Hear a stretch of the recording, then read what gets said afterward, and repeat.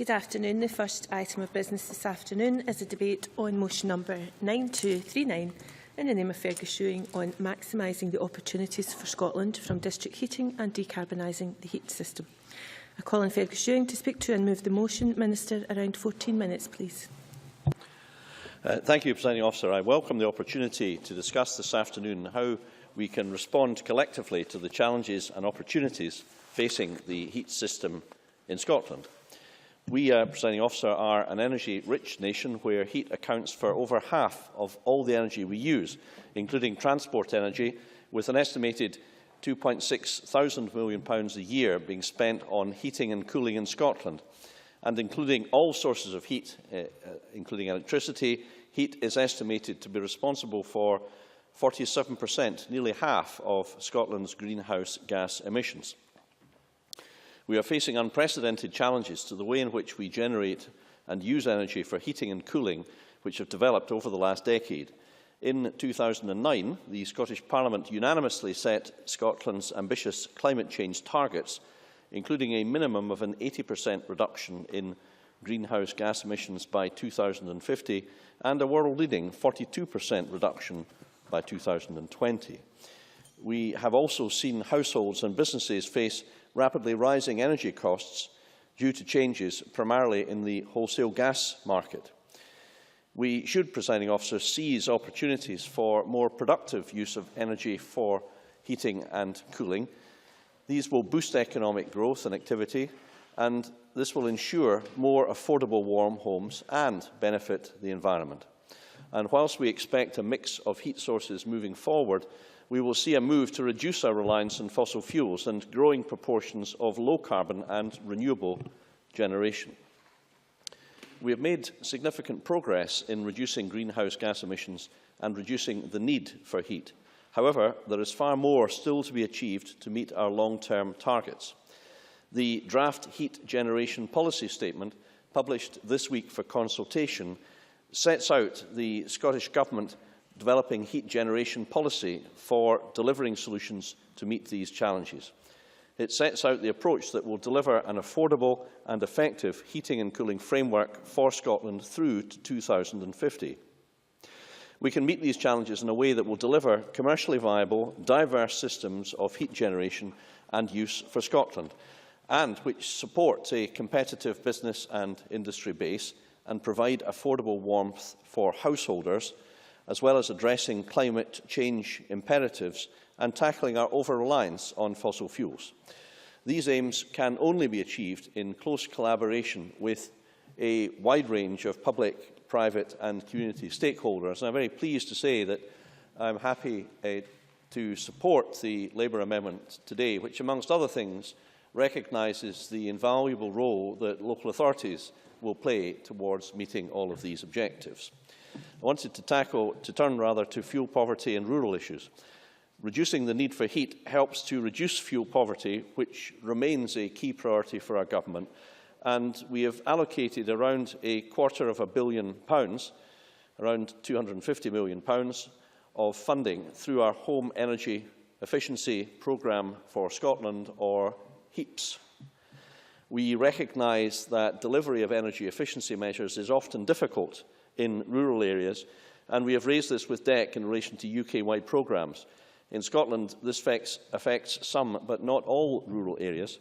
For example, HEEPS area-based schemes are running in the Western Isles, Dumfries and Galloway, and Argyll and Bute. And I was made aware of this in a recent visit to Stornoway. That said, there are issues with some remote and island areas where it's expensive for utility companies to fund energy efficiency measures. We are working with stakeholders to develop local markets and to ensure our funding continues to tackle fuel poverty. I'm sure many members on all sides of the chamber will wish to cover these matters in more detail in the course of the debate, and rightly so.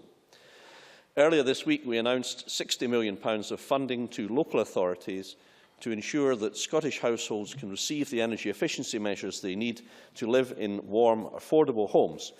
We do also believe that we would gain by the opportunity of acquiring additional powers in an independent Scotland, where we would be free to design a new means of funding and delivery of energy efficiency improvements to Scottish homes that is perhaps better suited to our needs. The costs of the current schemes to address fuel poverty and improve energy efficiency operated through energy companies are met by householders through their energy bills irrespective of income. We plan to transfer responsibility for eco and warm homes discount from energy companies to the Scottish Government, meeting the costs from central resources. By passing on these cost reductions to consumers, energy companies will be able to reduce their bills. Turning to low-carbon heat and district heating, Presiding Officer, supplying heat efficiently will help to reduce costs to consumers and reduce emissions from heat and our reliance on fossil fuels. There is therefore a significant economic opportunity presented by efficient supply, particularly when coupled with other low-carbon and renewable technologies. Efficient supply through district heating has been shown as a very effective method of reducing fuel poverty. I'm perfectly sure that many members across the Chamber will highlight examples of district heating schemes such as in Aberdeen Heat and Power, Shetland Heat and Power and Ignis Wick, which have all provided affordable low-carbon heat to households connected. And in each area, the local authorities have played a key role in the delivery of these successful schemes. We will prioritise the development of the emerging district heating sector, and today I am announcing that we will set a target for district heating. We propose an overall target of 1.5 terawatt-hours of heat to be delivered to households and the non-domestic sector by district heating by 2020. We propose a target of 40,000 homes to be supplied with affordable low-carbon heat through heat networks and communal heating by 2020. I am also increasing funding for the District Heating Loans Fund by over £4 million, making a total of £8 million available over the 2 years from 2014 to 2016.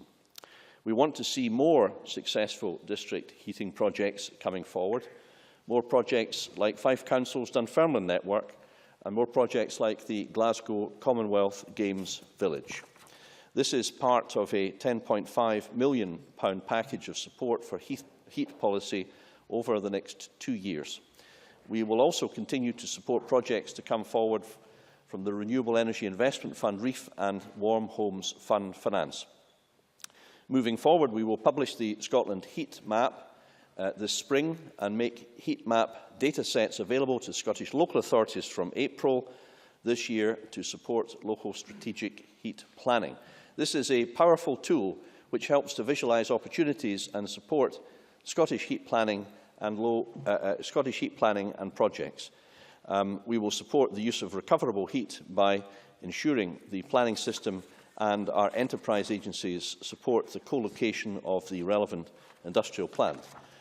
Before I leave the issue of low-carbon, Presiding Officer, I'd like to make it clear that in discussion with Mr Liam MacArthur, I've agreed, I believe, with him that we very much want to support his amendment today in these benches, and that we believe the sentiment expressed in his amendment is that we all wish to seek a low-carbon economy.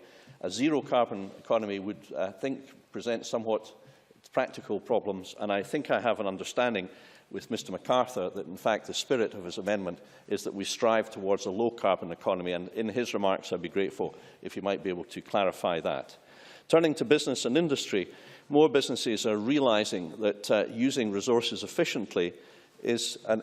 Yes, of course. John Pentland. Thank you, Minister.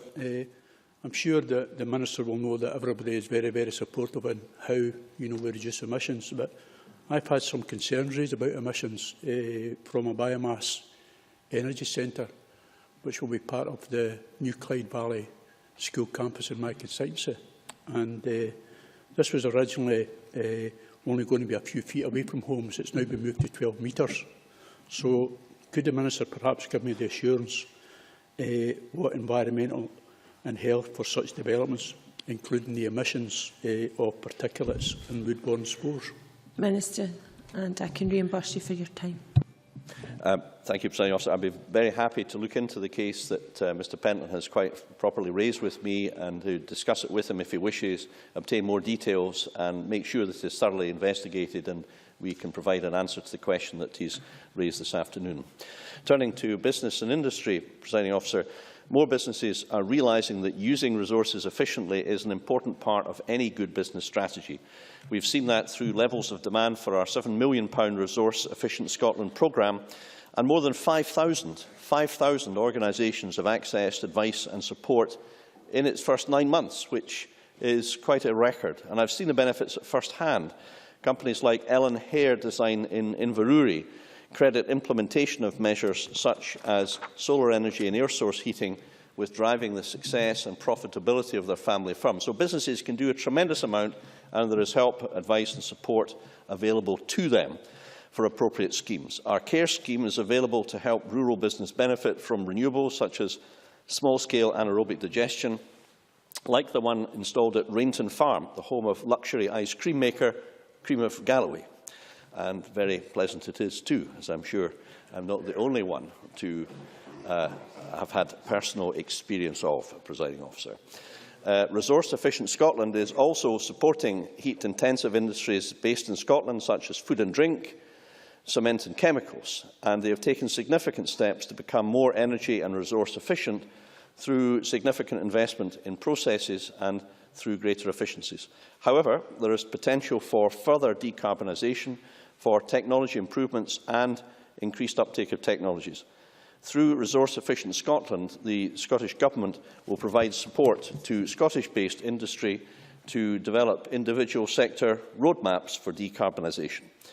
This work will be carried out in conjunction with SEPA and will engage directly with a process to develop UK-wide industry sector pathways and action plans. I've met a great many businesses who have devised their own plan to reduce their energy consumption, and whilst many of them start off with an approach of some scepticism, a great many find that when they look into matters in detail, access the advice available and enlist the whole of the support of all of their employees and staff, it is quite extraordinary what can be achieved, both in saving energy, cutting emissions and also reducing the cost of their bills to industry. So, we see opportunities for new sectors and to exploit some of Scotland's untapped renewable resources. We will support the development of a geothermal industry, initially through developing a call for geothermal heat or heat and power demonstration projects. This is one of the key recommendations in our recently published report identifying significant geothermal energy potential in Scotland, and I know my colleague Colin Beattie will be covering this in more detail in the course of the debate. Presiding Officer, in conclusion, these initiatives demonstrate the direction of travel we wish to take to support a vibrant, commercially viable, low-carbon heat sector in Scotland to 2050, and through more productive use of energy for heating and cooling, seize the opportunities to boost economic growth and to ensure more affordable, warm homes. Many thanks. I now call on Ian Gray to speak to and move Amendment 9239.2. Please, 10 minutes. Thank you, Deputy Presiding Officer. Perhaps I can start by craving your indulgence to welcome Low Primary School from my constituency to the public gallery today. Not half an hour ago, I assured them that being an MSP was extremely interesting. I hope that the next 10 minutes don't disabuse them of that, nor should it, because what we debate today, of course, has at its heart the state of the planet that we will leave our young people as a legacy. And changing how we heat our homes and workplaces is of critical importance if we are to have any chance of achieving our ambition of reducing Scotland's greenhouse gas emissions by the figures the Minister outlined, 80% by 2050, 42% by the end of this decade. Indeed, today's debate is really overdue. Back in November 2012, the Economy Committee published their report into the Scottish Government's renewable targets, and they said then, we note that the interim target for renewable heat has been exceeded. However, from the evidence we received, there is a risk that the 2020 target may not be met. We are supportive of ambitious targets, particularly given the importance of heat within overall energy demand. Swift and decisive action to address this risk, particularly by boosting the penetration of combined heat and power and district heating, is necessary. So here we are then, in the spring of 2014, with a draft policy statement out for consultation into the summer of this year, and the document is itself some 3 months later than we had been promised. And what is more, the achieving of our 2020 target, delivery of 11% of non-electrical heat demand from renewable sources, does in one respect seem further away than ever. We had thought that we had reached an annual figure of 3.8% in 2011 and 4.1% in 2012. But the statement revises this calculation, giving us a 2011 figure now of 2.6%, so we can assume, I think, that we are not, in fact, at 4.1%, and so the challenge we face is even greater than we had thought. So it's debatable, then, that the statement constitutes swift action, and we'll debate this afternoon the degree to which it qualifies as decisive. But it would be churlish not to acknowledge that action it is, and undoubtedly a step in the right direction, which is why we will certainly support the government motion and broadly the statement this evening. Indeed, we have not sought to amend the motion itself, but rather to add to it, in order to give some additional emphasis to areas which we believe need to be highlighted as necessary elements of the policy. In truth, they are all referred to in the statement, and I am pleased that the Minister does feel able to accept our amendment tonight as a helpful addendum offered in support rather than opposition. And underpinning that amendment is the importance of the domestic sector to achieving climate change targets. Half of Scotland's CO2 emissions come from heating buildings and hot water, and half of Scotland's heat demand is from the housing sector. The Minister knows this, of course, and the executive summary of the statement highlights the investment the government is making in tackling fuel poverty and improving domestic energy efficiency, saying it is committed to making nearly £250 million available. And that sounds and is an impressive figure, somewhere north of £200 million. But it is over 3 years, and it does roll up a number of schemes with different purposes, from insulating homes to installing more efficient heating systems. WWF's recent report, The Burning Question, points out that 600,000 homes in Scotland still lack cavity wall insulation, and 546,000 do not have solid wall insulation. Achieving our targets requires all of them to be insulated over the next decade. So we need to hear more detail from the Minister as to how the funding provided will achieve just that. Domestic energy efficiency isn't just necessary, of course, for our climate change targets. That purpose cannot be disentangled from the equally important obligation we have to reduce fuel poverty. And although the last figures available showed a small but welcome reduction in the number of fuel-poor households in Scotland, the figure was still an unacceptably high 647,000 families. Those figures also predated the latest round of energy price increases, which Energy Action Scotland have estimated may increase that figure to as many as 900,000. And of course, those households are the least likely to be able to invest in energy efficiency measures to make savings in the long term, and Energy Action Scotland have made some criticisms of some aspects of the home energy efficiency programme in targeting those particular families. The Minister is well aware that on this side of the chamber we believe the most direct and immediate help for these fuel-poor households would be to freeze energy prices and pay for that out of excessive profits by the energy companies.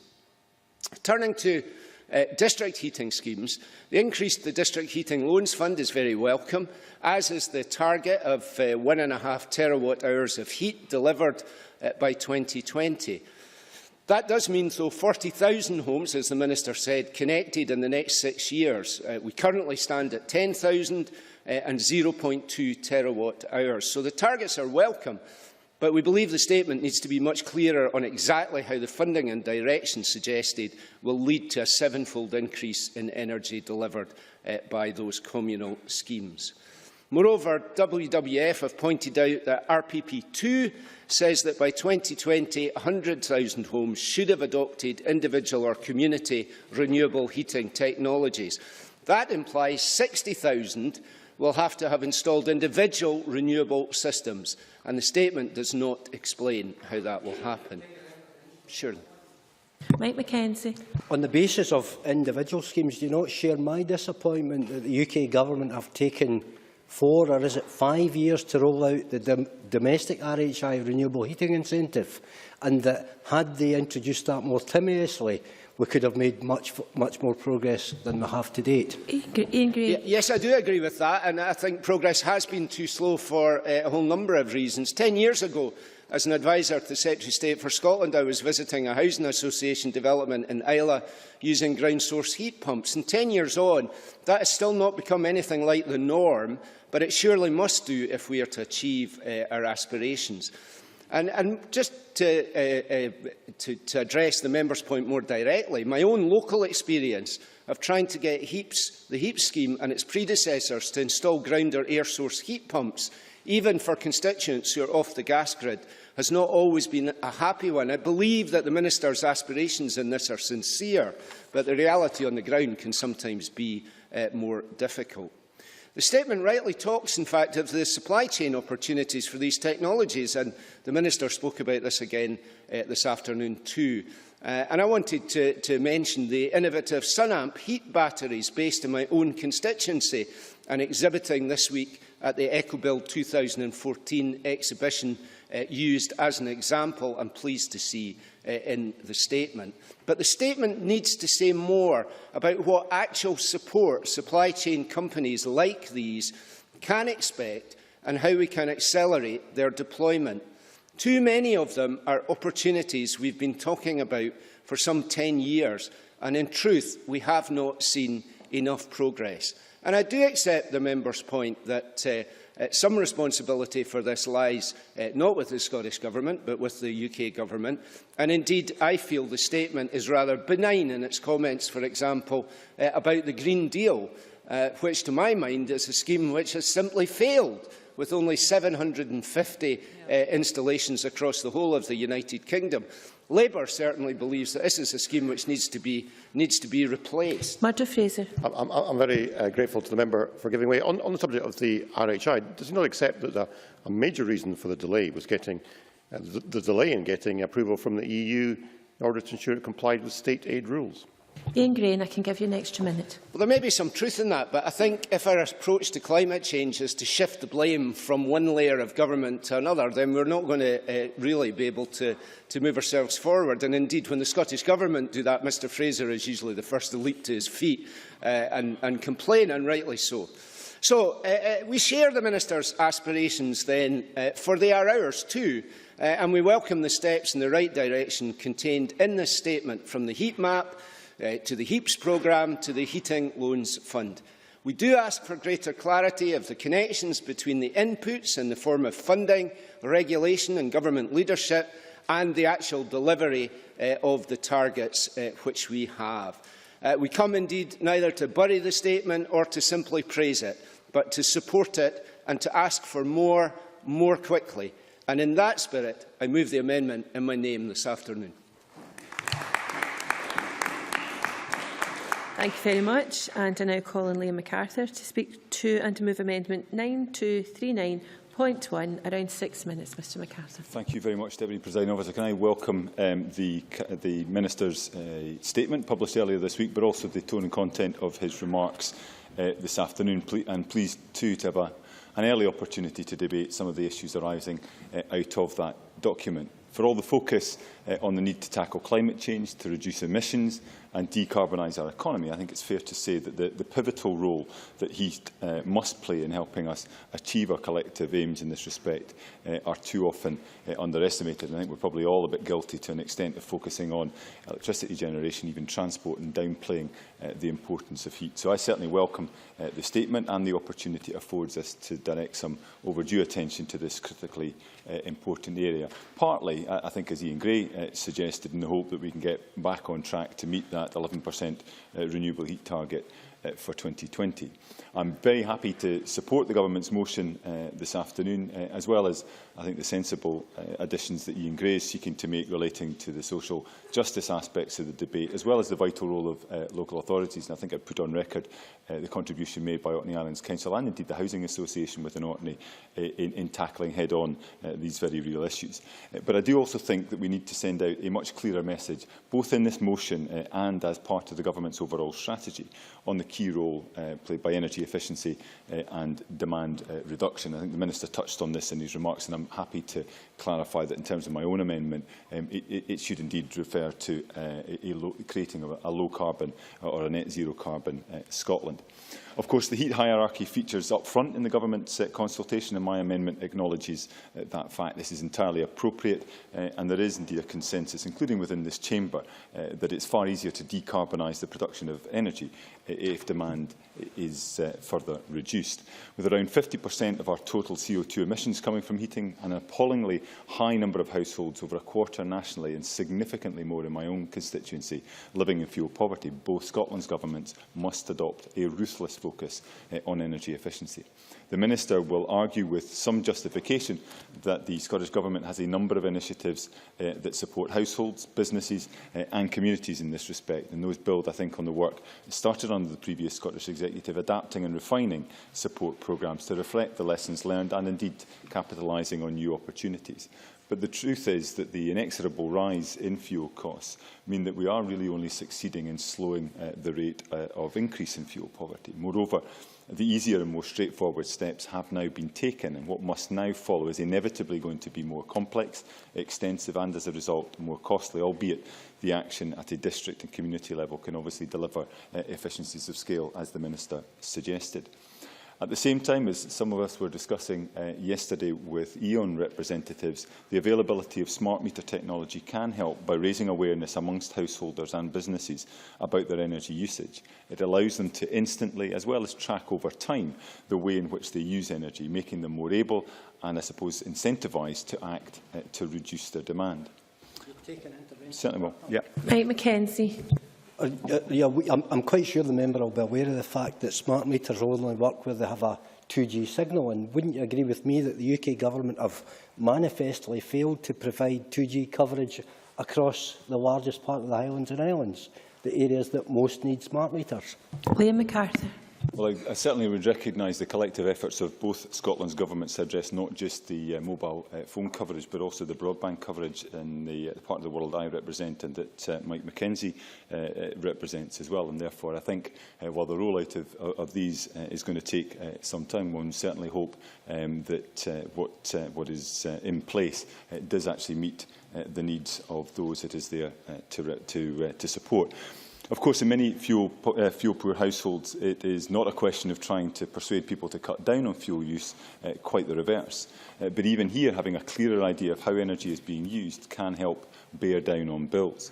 As acknowledged earlier, acting on a collective scale can also reduce costs by delivering efficiencies, and this is recognised in the Government's statement, which talks of plans for 40,000 homes being connected to community and district heating schemes.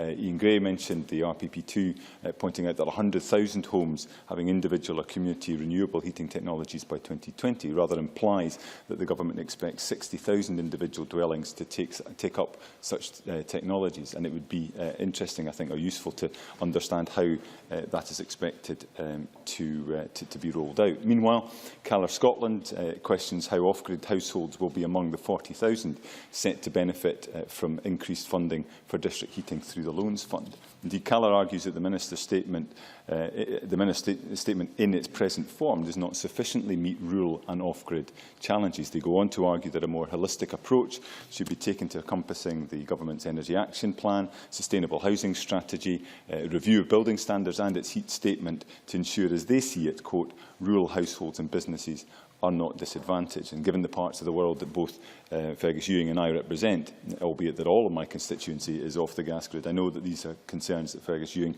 will take seriously and wish to address through the consultation process. In particular, the concerns around the way in which EPCs work in places such as Orkney are ones that I entirely recognise. As EPCs grade houses by the notional cost of providing energy for heating and hot water, the lower the cost, the higher the rating. Buildings in Orkney and other off-grid areas are typically being graded lower than the equivalent buildings elsewhere in the country. Meantime, house building is considerably more expensive in the islands, on average around 20% more so than across the water in Rob Gibson's constituency. And when one gets out to the smaller islands in Orkney, one sees a further inflation of between 20 and 30%. And this makes affordable house building challenging, to say the least. Neither of these points are a call for reduced standards in the islands, but rather a plea for government programmes at a Scottish and a UK level to reflect those additional costs and challenges.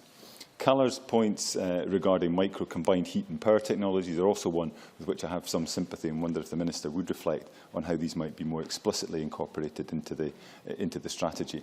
Likewise, he'll want to respond to the concerns of WWF and Scottish Renewables about a lack of clarity as to how the Government expects to achieve the very laudable aspirations it's set out.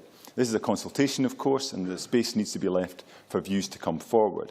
But as WWF explain, if the final document is to trigger the transformation we need to see, then it will need to flesh out the framework provided with a stronger package of regulation and support that builds investor and consumer confidence. Mr McArthur, could you begin to conclude, please? Yeah. I very much believe the opportunities from district heating and decarbonising our heat system are immense, whether it is in helping tackle fuel poverty, making business more competitive, or developing skills and generating many thousands of jobs. This is what one might claim to be a no-brainer. In conclusion, I welcome publication of the statement and the focus it has allowed on this key, if rather neglected, area. I look forward to continuing to contribute to the debate, particularly in terms of ensuring the strategy on heat really can help address the needs of households and businesses in rural and island areas, as well as tackling fuel poverty. And I have pleasure in moving the amendment in my name. Thank you. Many thanks. And I now call on Murdo Fraser, around 6 minutes, please. Thank you, Deputy Presiding Officer. In a period when we seem to spend a lot of time in this chamber disagreeing with each other, this might be one of these debates where we spend a lot of time doing the opposite, and none the worse for that. I read with great interest the Government's strategy document. It seemed to me there was something for everyone within its pages. I even found on page 17 a favourable reference to shale gas and how it has reduced energy prices in the US. Perhaps this is a start of a welcome trend on the part of the Scottish Government, but we will await further developments on that front. I think all of us would agree that securing more of our heat through renewable sources will be central to the ambition of decarbonising our economy. By the end of the decade, the Scottish Government aims to have 11% of heat delivered via renewable energy. This is a bold target. As of last year, we had... Yes, of course. Oh, so soon. Stuart Stevenson.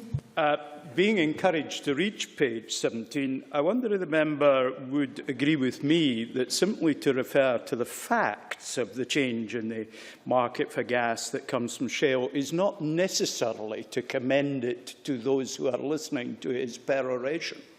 Murdo Fraser. Well, I think if the member pays as close attention as I do to these matters, he will have noticed a lack of any reference in any Scottish Government documents previously to shale gas. The very fact it is being referred to seems to me a welcome step in the right direction. But I will not be tempted to go down that particular tangent at this point when we are still so much in agreement, Deputy Presiding Officer. I was just going to make the point about the renewable heat target. We are at 4.1%, according to the published figures, and I heard with interest the comments Ian Gray made about the previous target, and indeed would be interested to hear from the Minister whether he believes the 4.1% figure is still accurate. And, of course, the renewable heat target is sometimes forgotten about because there's so much focus on the renewable electricity target of 100% by 2020. But we shouldn't forget the importance of heat, because nearly half of all energy consumed in the UK is utilised for heating purposes, with 8.6% of Scotland's carbon emissions coming from household heating. So heating our homes and businesses from renewable sources will be a crucial step in securing a low-carbon Scotland. Now, the Minister spent quite a lot of time talking about district heating. In the UK, these district heating schemes have been around for a long time. The first were installed in London after the Blitz in World War II. And Scotland is already pushing ahead, trying to exploit the potential of district heating schemes. And there are several success stories in which the Scottish Government can draw. As the Minister mentioned, in Dunfermline, in my own region, Fife Council operates a district heating scheme. This has existed since 2007, using landfill gas as the main energy source. The gas is used as a fuel for two 1.1 megawatt combined heat and power engines. Heat recovered from the engines is pumped to the town to heat over 200 flats and a number of public buildings, including a leisure centre, a care home and an NHS clinic. And in Glasgow, participants in the Commonwealth Games will be serviced by a new heating system operating in the newly constructed Athletes' Village. But we shouldn't forget there are quite serious challenges around district heating. Installation of district heating, in retrospect, retrofitting it to existing homes is complicated, time-consuming and can be very expensive. And therefore, it makes more sense to try and tie it in to new build housing like the Athletes' Village. But that is not without its challenges in itself. I've seen a number of proposals for new biomass power stations with the promise of district heating schemes tied in. But because we lose heat over a distance, it means the houses have to be built near to the power station, and not everybody necessarily wants to live beside a power station. So there are a number of challenges we have to overcome. And the other key point made by the Minister, and I think the focus of a lot of what Liam MacArthur has just said, is that 1/5 of Scotland's homes are in rural areas, where 46% of homes are off the gas grid. District heating is simply not an option for these residents. And often these rural residents are forgotten when fuel poverty is discussed. Off-grid homes use a variety of fuel sources, including oil-fired boilers, solid fuel and LPG, all of which are considerably more expensive than conventional grid-connected heating systems. So ensuring that these residents have the ability to go green and reduce their heating bills needs to be a priority for governments. And increasing funding for district heating, while welcome, will not do anything in itself to alleviate these rural residents from fuel poverty. There is great potential in the Eastern Highlands and Aberdeenshire for geothermal heating, and I welcome the Scottish Government's commitment to develop demonstration projects. Southampton is home to the UK's only geothermal plant, which started generating heat in 1987, powering public and private properties, and has saved around 10,000 tonnes of carbon and has reduced energy bills by up to 25%, which is a welcome model. The cheapest unit of energy is one that isn't used, although often overused. The fundamentals of this soundbite still ring true. Scotland has some of the most energy-inefficient housing stock in all of Europe, and improving it should just be as important as creating renewable heat, as both Ian Gray and Liam MacArthur acknowledged. Now, there have been concerns raised about building standards and energy performance certificates. And there needs to be a balance between decarbonising the housing stock and building affordable homes. Energy performance certificates could handicap rural house builders and make affordable housing harder to obtain, and the Scottish Government must be careful not to penalise Scots living in rural communities and putting so many burdens on the house building sector that we prevent new affordable homes being built in areas where people require them. Yes? Do I have time, President Officer? I'll give you some time back, Yes, Mike Mackenzie. Would you agree with me that in terms of tackling the rural fuel poverty that you're talking about, that the Green Deal, ECO and their predecessor schemes, CERT and CESP, have failed to tackle rural fuel poverty and have manifestly failed rural areas? Murdo Fraser, I'll give you another minute. No, I certainly wouldn't agree that they've manifestly failed. I think all these schemes could be improved upon. It's a continual challenge trying to keep up to date. Of course, another major factor in rural fuel poverty is the high cost of energy, which perhaps is another debate where the member will know I have very distinct views. But we can always be improving these schemes, and if the member's got constructive ideas as to how to do that, I look forward to hearing from them shortly. Can I just mention one other point, if I may, on the point about air source heat pumps? Because in Scotland we are falling behind England and Wales when it comes to the regulations for these. In England and Wales, these have already been simplified, and in Scotland there are still significant restrictions as to where these pumps can be fitted. And I think, given the opportunity from this particular technology, I think the Scottish Government needs to make sure we are amending our regulations to at least catch up with those that apply south of the border. And I'd be interested to hear the Minister's comments on this when he winds up. In conclusion, Deputy Presiding Officer, I'd like to add my support to the Scottish Government's draft heat generation policy statement. I welcome their pledge to help develop geothermal heat, and I would urge them to sustain and improve their current energy efficiency initiatives. And in particular, I would call upon them to ensure that rural households and businesses are not disadvantaged in the decarbonisation process. I have pleasure in supporting the Government's motion and the two opposition amendments. Thank you. Many thanks. I now turn to the open debate. Before I call the speakers, can I remind all members who wish to participate in the debate that they should press the request to speak buttons, please, and also have a little bit of time in hand to compensate for interventions. I call Kevin Stewart, to be followed by Jane Baxter. Thank you, Presiding Officer. In 2002, Aberdeen Heat and Power was set up by Aberdeen City Council as an arm's-length not-for-profit company, mainly to deal with difficulties of fuel poverty and decrepit heating systems and multi-stories, which were often not particularly well insulated either. The mission statement said that it was to deliver clean, affordable energy. The values stated it was to provide affordable energy with low environmental impacts that delivers socio-economic benefits to the citizens of Aberdeen. And the vision was that Aberdeen Heat and Power will be a committed, proactive organisation and will be a leading example to communities in Scotland and the UK delivering decentralised, sustainable and affordable energy. And this afternoon, I would like to go over these points and see if Aberdeen Heat and Power have delivered in that mission, values and vision, and whether lessons can be taken from the very good examples that there has been in Aberdeen and exported throughout the country. Let's look at some of the work that Aberdeen Heat and Power has achieved. In Seaton, in my own constituency, 1,050 flats in 14 multi-storey blocks are connected and receive heat and hot water. As well as from the Seaton plant, the Beach Ballroom, the Beach Leisure Centre, the Links Ice Arena, all receive heat and hot water, and the Aberdeen Sports Village receives heat from the plant at Alton, which is based in a shared building with the sports pavilion there. Stockett Hill, 268 domestic houses are connected to Aberdeen Combined Heat and Power. Hazelhead, 4 multi-storey blocks and a sheltered housing block in Maureen Watt's constituency.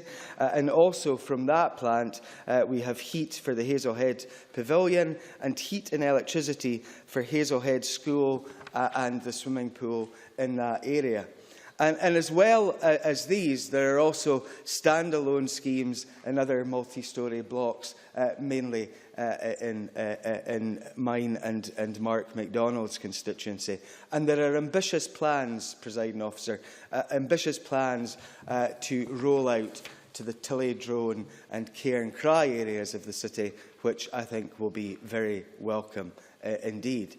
And talking to folk who have been signed up, who have been connected to Aberdeen Combined Heat and Power, you get the same story from everyone, particularly at the beginning after they have connected to the system. And that story is that their heating bills have gone down dramatically.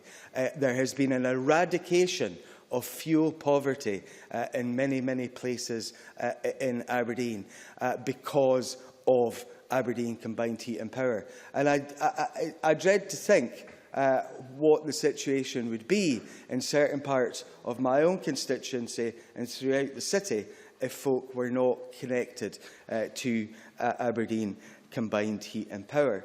And beyond that, there is even greater ambition than just connecting those communities in Tillydrone and Cairncry, as I have said.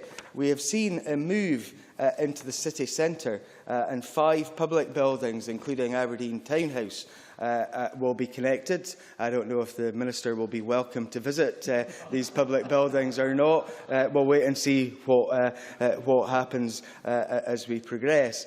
But I think this is very, very important, because that... I certainly will, from Mr MacDonald. Lewis MacDonald. Well, would the member agree with me that the Minister would be all the more welcome if he continued to grow the pot of funding available to allow the further extension of heat and power schemes in Aberdeen and everywhere else? Well, Mr MacDonald is obviously a little bit embarrassed by what his colleagues have done over the last wee while, which has besmirched the reputation of Aberdeen and has made the council administration, which he supports, a laughingstock. But let's talk about investment, because I think that's very important. Because the current scenario where we are moving and advancing into the city centre is down to investment from this government. This government provided £1 million to Aberdeen Combined Heat and Power very recently, when I was in administration in the council, and it is that investment that is allowing that expansion to take place. But I'll tell you how future expansion can take place, and I think this is very, very important indeed. And in the motion itself, it talks about the real economic opportunities for business and industry, as well as affordable warmth for households.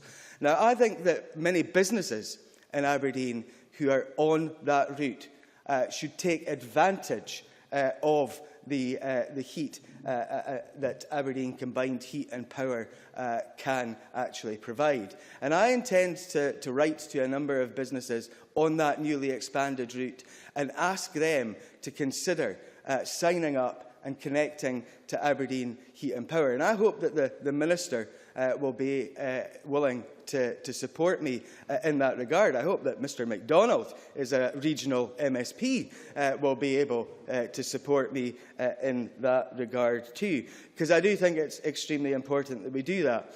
So, the mission to deliver clean, affordable energy, they have done that, Aberdeen Combined Heat and Power, in many areas in Aberdeen. To provide that affordable energy with low environmental impacts, The member's just closing. That deliver socio-economic benefits to the citizens of Aberdeen, that has happened. Those values have been delivered by Aberdeen Combined Heat and Power. And finally, that vision to be committed, proactive, and a leading example to communities in Scotland and the UK in delivering decentralised, sustainable and affordable energy. Not only have they been proactive and a leading example within Scotland and beyond in these islands, Aberdeen Combined Heat and Power won a Global District Energy Climate Award in September 2013. Internationally recognised. We need to replicate this across the country. Thank you, Presiding Officer. Thank you very much. Jane Baxter, to be followed by Colin Beattie. Thank you, Deputy Presiding Officer. I welcome the opportunity to participate in today's debate, not least because of the acknowledgement in the Government's motion of the excellent work being carried out in Fife through the district heating network. As the Minister and others have mentioned, the Dunfermline District Heating Network is a great example of a community energy project which is utilising the waste from landfill sites to generate electricity and heat homes and businesses in the local community. Now, whilst district heating systems may not be the kind of topic that comes up much in casual conversation or features much in popular culture, the benefits of district heating systems are clear. Not only do they help towards significant reductions in carbon emissions, they also help in contributing towards renewable energy targets. In Dunfermline, we've seen the whole community benefit from district heating, with an existing network in the town being supplemented by a new anaerobic digestion plant at Lochhead. The performance and potential of this plant are a real eye-opener. When fully operational, the plant will be able to process up to 43,000 tonnes of food and garden waste each year. That's a lot of potato peelings. Not only that, it's estimated that it will save the Council over £1 million and reduce carbon emissions by up to 11,000 tonnes every year, which is good news for Council taxpayers in Fife. This is a great achievement and is to be applauded, but we know that such projects are never easy to establish. Obviously, Any development of this scale and expense will require numerous scoping studies, diligent research, funding applications and planning considerations to be taken into account. But if we want to see the success of the Fife example replicated across Scotland, I would welcome measures which could be undertaken which would minimise the hurdles for similar projects in the future. And with this in mind, I would also urge the Scottish Government to give consideration to the challenges facing homes in rural and remote areas as the strategy goes forward. If you don't mind, I'd like to get on and make my argument. Thank you. Whilst energy issues impact on every home in Scotland, the solutions are clearly going to have to adapt and vary for rural and urban areas. As we know, the draft heat generation policy statement covers much more than just district heating. Measures to improve both existing housing stock through retrofitting and green measures to implementation of the new green standards and technologies in new builds are vital if we are to improve the energy efficiency of Scotland's homes. And again, I find myself turning to another example of excellence in the Kingdom of Fife. Members may be aware of the Housing Innovation Showcase, also in Dunfermline, which was a joint project between Kingdom Housing Association and Fife Council. The project, which has won several awards, 6 at the last count I believe, is a development of 27 homes built by a number of different construction partnerships and aimed to produce energy-efficient family homes. Every house in the development used thermally efficient construction methods, similar to the well-known German passive house system. It has been estimated that the annual energy cost for each house will be as little as £300 per year, which is an astoundingly low figure for a family home. What is even more laudable about this project is that it highlights how homes for social rent, and not just the top budget developments like those often featured on TV programmes, can be energy efficient, sustainable and, most importantly, high quality. Because, as this chamber has heard on a number of previous occasions, we do have world-leading climate change legislation. But sadly, the Scottish Government has missed the last 2 years' worth of climate change targets to reduce emissions.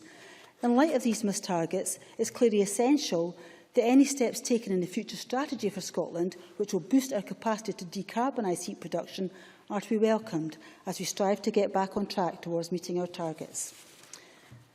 This is an area which abounds with jargon, with technical terms and acronyms and a vast array of programmes and policies.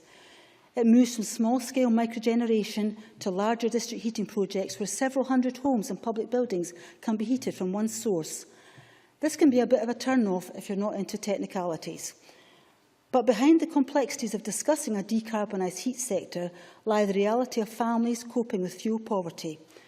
Parliament has heard already this week about the pressure facing families and individuals in Scotland, both in the Welfare Committee and in the debate in this chamber about welfare reform. And houses which are energy inefficient, resulting in cold, damp living conditions and the challenge of keeping warm or being able to prepare hot food, do nothing to maintain the health and well-being of Scotland's poorest households. The daily impact these issues can have on people's lives is well documented and are similar across the country, even if the solutions are not. Some groups are more vulnerable to fuel poverty than others, and many in rural areas are just as badly affected as those in towns. So for me, it's not a debate about targets or technology. It's about how the expertise and knowledge we have can be brought to bear to change the lives of Scotland's most vulnerable families.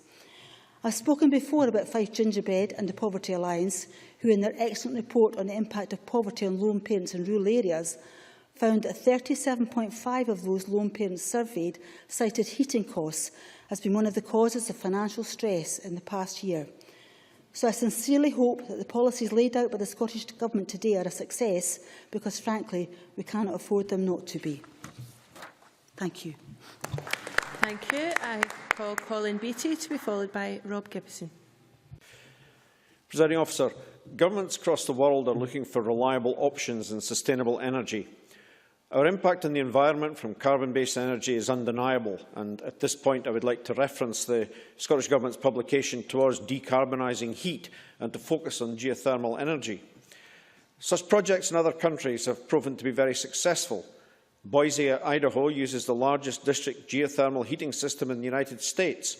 4 systems in Boise heat over 200 homes and around 85 government and business buildings before re-injecting 70% of the extracted water back into the aquifer.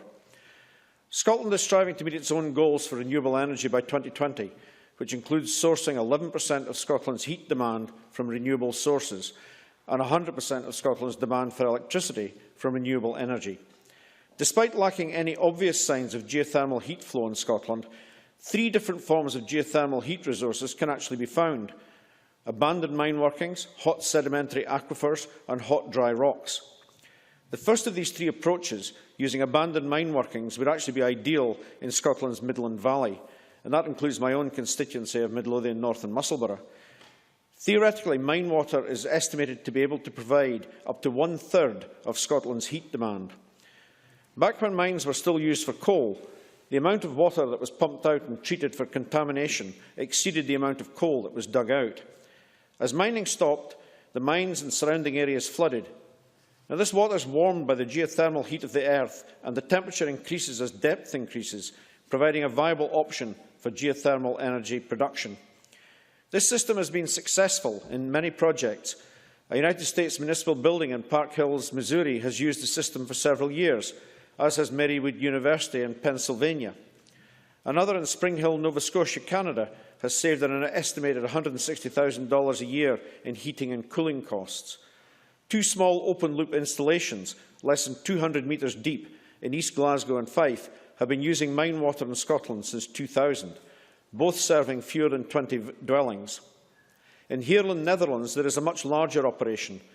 The mine water project in Heerlen serves as an example of the potential geothermal energy has in Scotland.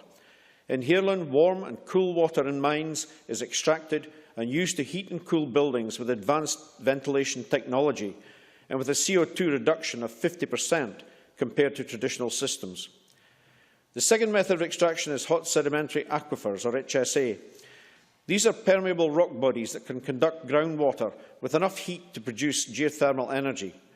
Scotland's best realistic prospects for HSA are likely to be in the northern Midland Valley or Murray Firth Basin.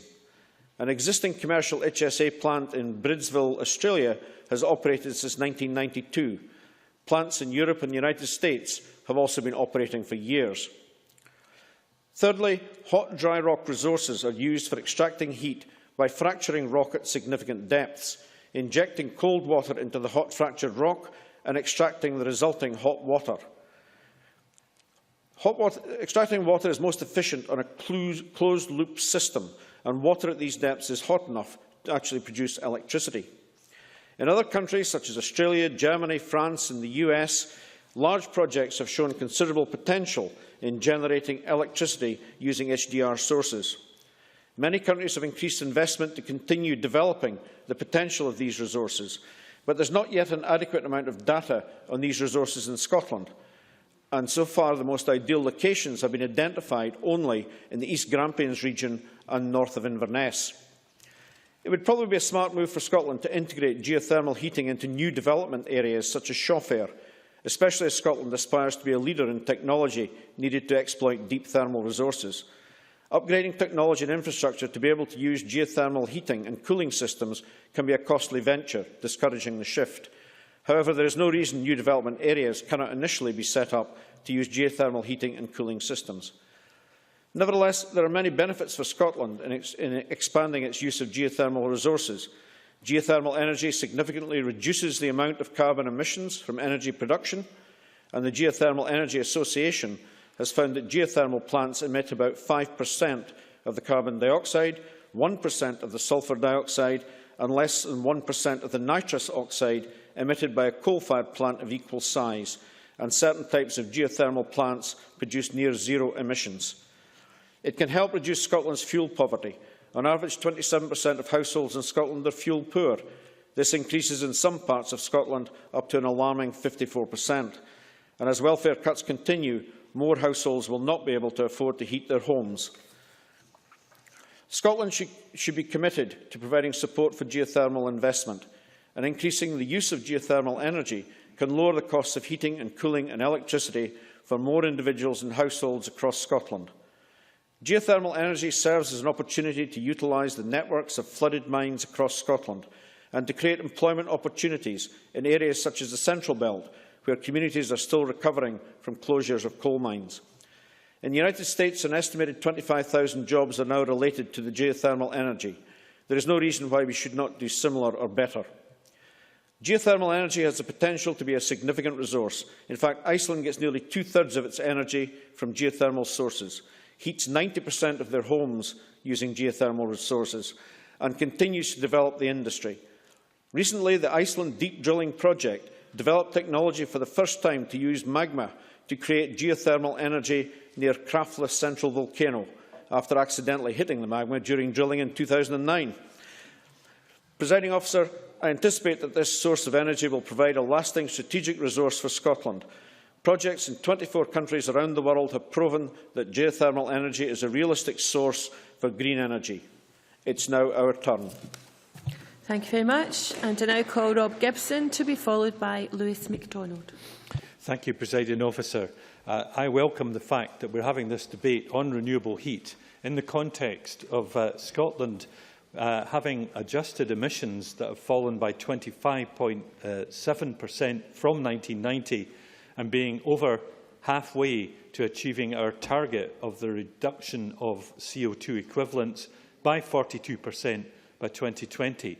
So I think this, as the biggest fall in emissions in the EU 15 since 1990, allows us to think that we're in an achievement zone, not in one to castigate ourselves, but of course we should always be aware that we can do better.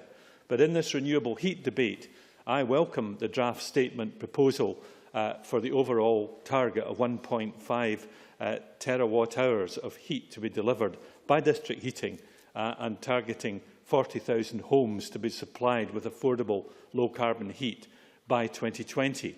And I'd like to dwell on some of the aspects related to district heating and in particular to the problems of dealing with our hard-to-heat and hard-to-treat houses in our rural areas.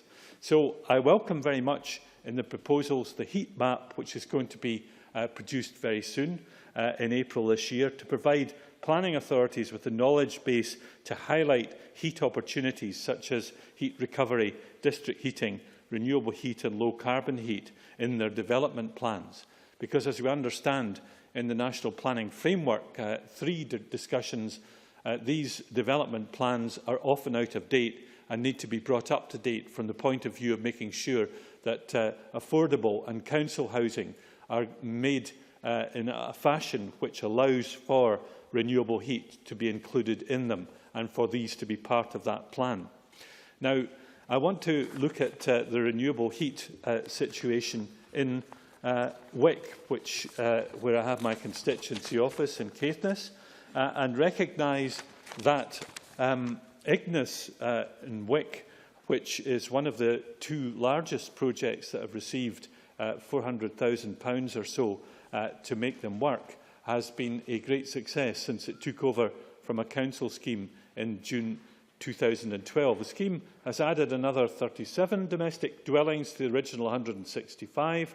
Additionally, they've added the assembly rooms, I'll be supplying Caithness General Hospital, Mackay's Hotel and other customers, including Old Pulteney Distillery, which is an important part of our infrastructure. It's most welcome that wood fuel from local sources has been used to fire up this system, and that indeed all of their customers get heat at a lower cost than it would be available if they did it for themselves. In the case of domestic customers, that means the tariff is 20% lower than the price of natural gas, which for an average user is equivalent in saving £200 per year. That's the benefit of a district heating system for one part of the town of Wick, Presiding Officer, and I believe that Ignis want to seek more support so that they can deliver it on the north side of the town, because crossing the river, like many towns are built around, is quite a logistical problem, and we look forward to their proposals for that to happen. And people in Wick most certainly look forward in the north part of the town to the kind of service that they've had so far in the south, in Pulteney Town in particular. Now, Margaret Burgess, the Minister for Housing and Welfare, has said that they're doing everything that she can within our limited powers to provide a wide range of energy efficiency measures to individual households and to local authorities, particularly in rural areas. But I have a long catalogue of problems about this delivery, particularly when Scottish Gas, the deliverer, brings in subcontractors from areas far from the areas that are being targeted. And I have a question about the procurement process, which ought to allow more local people to bid for the ability to deliver these systems. And I have to say, that Calar Gas has got some, rights to say that while the modelling does take into account off-grid economics, there's little in the strategy that focuses on off-grid solutions, they say, and I'd like to hear a little more about some of those off-grid solutions in the Minister's closing statement, if possible.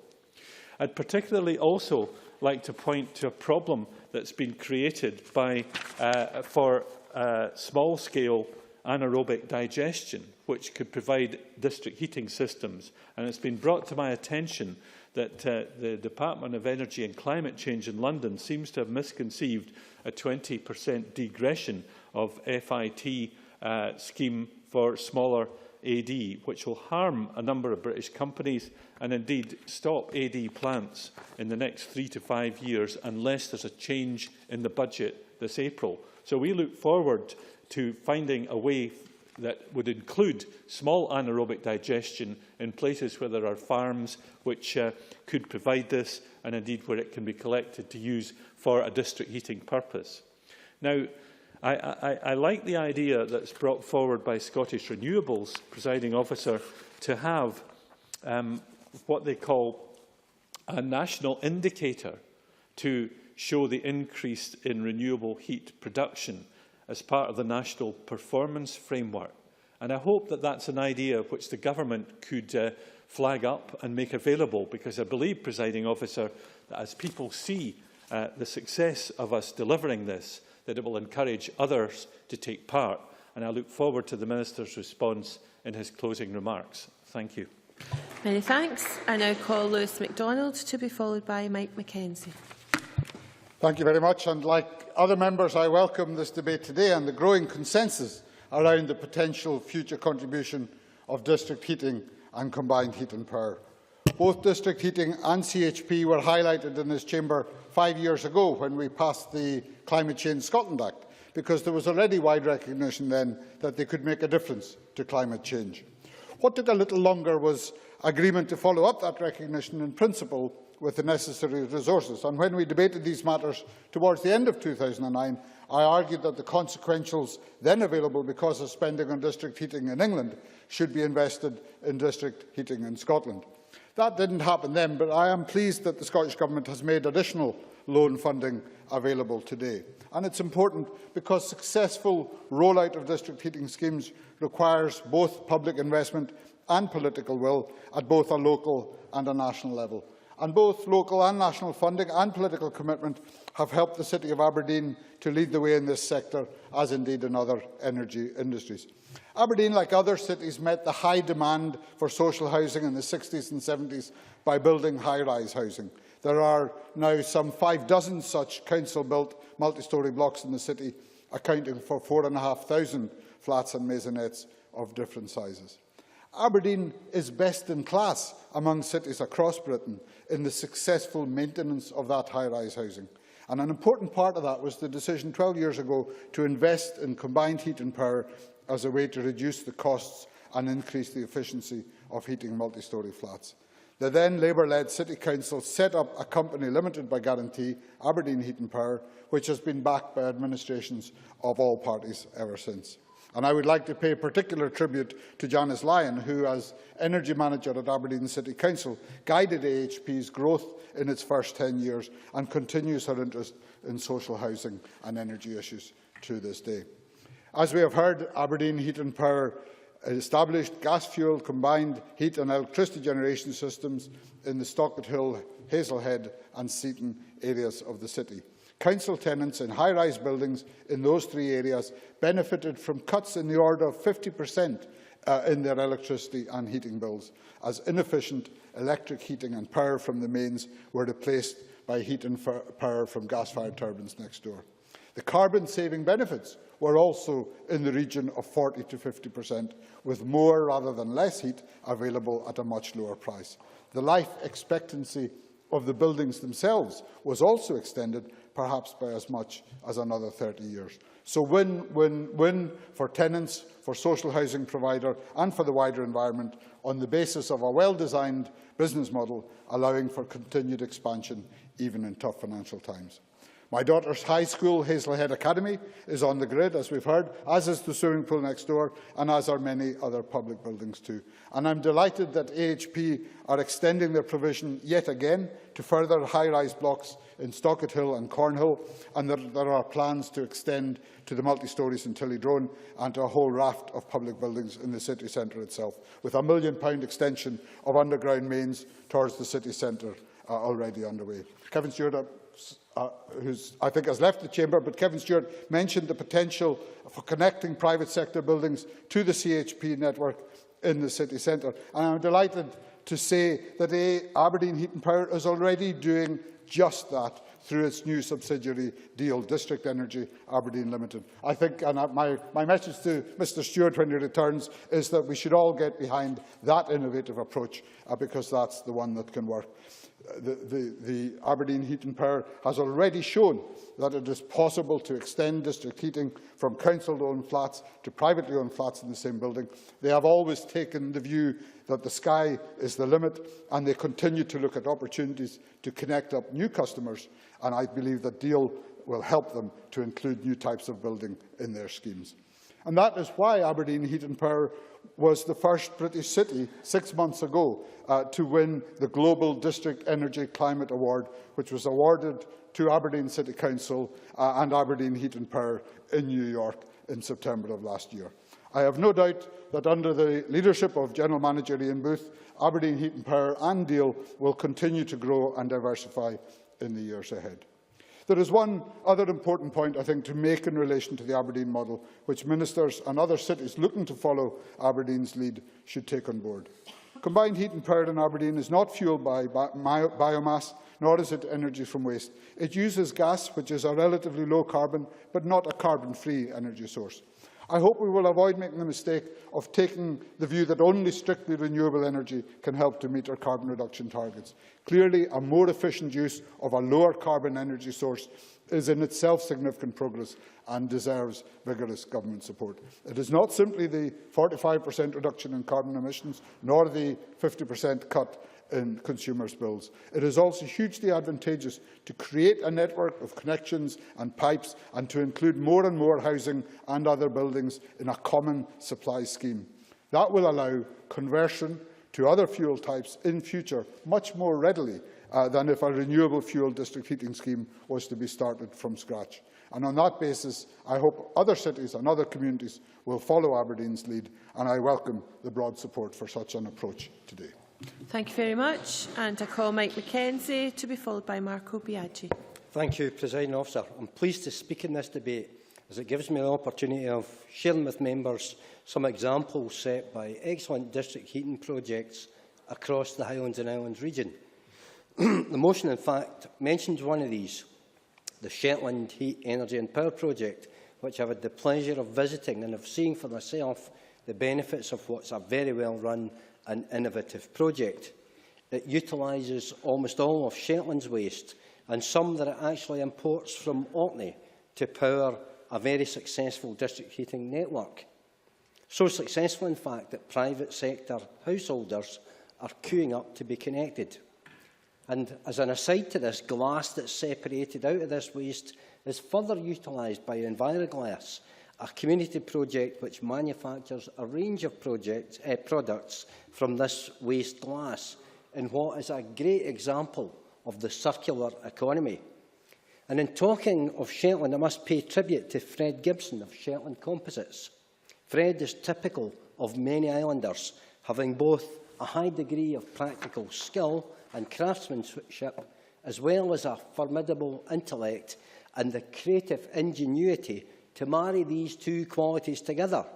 And he's developed a a very well insulated GRP water tank which stores heat in the form of hot water. And he heats this water from an air source heat pump, operating during the day when it's much more efficient, and this allows him to heat his premises day and night much more cost effectively than running the heat pump throughout the night. This simple idea would work equally well in storing energy produced by wind turbines or indeed any other renewable device. Unfortunately, UK energy policy provides no incentives for energy or heat storage, either small scale or large scale. And this is a great pity, because this simple but ingenious idea would provide a solution for many off-gas grid rural areas which suffer disproportionately from fuel poverty. Presiding Officer, I must now take you 400 miles southwest, all the way to my hometown of Oban, where the West Highland Housing Association are pioneers of small-scale rural district heating schemes. I must declare a partial interest, as I was a board member of this very innovative and courageous housing association until 2 years ago. But despite retiring from that post, I remain deeply interested in the work they're doing. And I pay tribute to their courage, because their first district heating scheme was problematic. And it would have been easy for them to have given up at this point. Instead, they forged on, learning from this experience, and have now successfully implemented a number of excellent small-scale district heating schemes. One example, the Progressive Care Facility in Mull, is a good collaboration between them and the Highland Health Board. And by creating a public sector client, this has allowed a local wood chip producing business to become established, which in turn now cost-effectively supplies a number of private sector customers across the island of Mull. Wood chip biomass, of course, makes a great deal of sense in Argyll and Bute, which, although it's off gas grid, has a very, very significant proportion of Scotland's forestry. The technology involved and the practicalities of implementing these projects are now well understood, and they don't really present any difficulties. The problems they do face in further and future projects are in persuading public sector partners to participate, since it's necessary to balance daytime and nighttime demand, and also in negotiating the sometimes Kafkaesque complexity of multiple incentivisation schemes, particularly those operated by the UK Government, ECO and the Green Deal, which, like their predecessors, CERT and CESP, are not sensitive to the local conditions of rural areas and island areas. Presiding Officer, time and time again, businesses and community organisations across the Highlands and Islands are thwarted in their renewable energy aspirations by UK Government incentives that are unworkable in these areas. Grid constraints are delaying many excellent projects. Feed-in, certainly, yeah. MacArthur. I'm very grateful to Mike Mackenzie for taking an intervention. I mean, I certainly would accept that there have been problems with a number of incentive schemes over the years, but I would point out that those problems have beset initiatives taken forward both by the Scottish Government and by the UK Government, and one example being the boiler scheme, where nobody within Orkney was able to access it given the constraints. Mackenzie. Yeah, I agree that not all the schemes are perfect, but you will accept from me, I'm sure, that most energy policy derives from UK. And grid constraints, and I think the member, Mr MacArthur, will be very, very aware of this with his constituency in Orkney, but it's a particular problem. Feed-in tariff digression that Rob Gibson mentioned means that many projects, after years of planning and development, have to actually be scrapped, including these promising technologies of small-scale anaerobic digestion, which you referred to. And these could offer many environmental benefits as well as energy benefits. Increasingly, in winding up, Presiding Officer, people across the Highlands and Islands are coming to understand the many opportunities that could be realised if energy policy was in the hands of the Scottish Government. This is the great idea I think Murdo Fraser was seeking from me, a government that understands conditions on the ground across the whole of Scotland. Fuel poverty, as we've heard, on Scotland's island stands at 50%, which is surely unacceptable in an energy-rich country like Scotland. So I warmly welcome the Scottish Government's draft heat generation policy statement. Maybe you should draw to a close. But we could now, do please. so much better with the full powers of independence. Many thanks. Colin Mark-Biaggi to be followed by Alison Johnson. 6 minutes, please. Thank you, Presiding Officer. Wind turbines, love them, loathe them. They do command the debate when we talk about renewable energy in a way that is perhaps excessive when we remember that half of our energy does come from heating. The target of 11% of non-electrical heat to be from renewable sources has been shadowed by the target for renewable electricity, but it is as important, if not more so. Like others, I want to talk about some constituency examples. I've got two that I can draw on very effectively for the efficient use of heat. One is the North British Distillery in Wheatfield Road in Gorgie, which has a physical connection to the nearby high school, supplying them with heat to the surplus from their industrial processes. People say whisky can warm you up when you're cold, but in Edinburgh, I think we're taking that a little bit literally. But the other example is a more long-standing and more large scale. Ahead of other universities, Edinburgh launched a so-called environmental initiative in 1990 as relative pioneers in the sector. It led to energy efficiency and sustainability projects, most significant of which is the investment that began in 2002 in combined heat and power installations over the district that made up their campus. George Square and the King's buildings resemble what you might find in other large institutions like hospitals, but when they were connected, in George Square's case, it connected 14 large buildings, 35 for the King's buildings, and they replaced 45 50-year-old systems. But the Pollock Halls complex, which was the first and accommodates 2,000 students, is a more direct comparison with the kind of housing in wider city, wider country that we often face difficulties with heating. And let us remember that it too served as a Commonwealth Games village in the past, in 1970, no doubt. So we have, in fact, two Commonwealth Games villages that are heated this way, albeit one that has been pressed into another service. A fourth is now completed in CHP in Edinburgh University, almost next door to where we are now. Anyone who's been down Holyrood Road will have seen the building work that is going on, a testimony to the success of the university in growing, in particular, its postgraduate population. And the 20 buildings that are going to be connected there will be another addition. This work first began in operation in October last year, with the buildings not even yet finished that they will be powering. The replacement thus far has meant savings of 8.5 kilotons of carbon dioxide equivalent per year and £1.5 million annually. Now, gas, CHP, as Edinburgh uses, isn't a complete decarbonisation, and we do have the target of 2050 decarbonisation. Gas will never be renewable, even if it is carbon captured. So when we do get to that position, we have to be in a place to use the new technologies. Perhaps, as Lewis MacDonald was referring to, gas is a very effective stepping stone. The problem with a stepping stone is you don't want to stay standing on it forever, otherwise you'll fall into the river. And when the next generation comes round, we have to be in a position to exploit air and ground source heat pumps, solar thermal, which, yes, even in Scotland has potential for application, as anybody who's been through any of the towns of detached homes with their panels poised on their roofs can testify, and small-scale efficient biomass.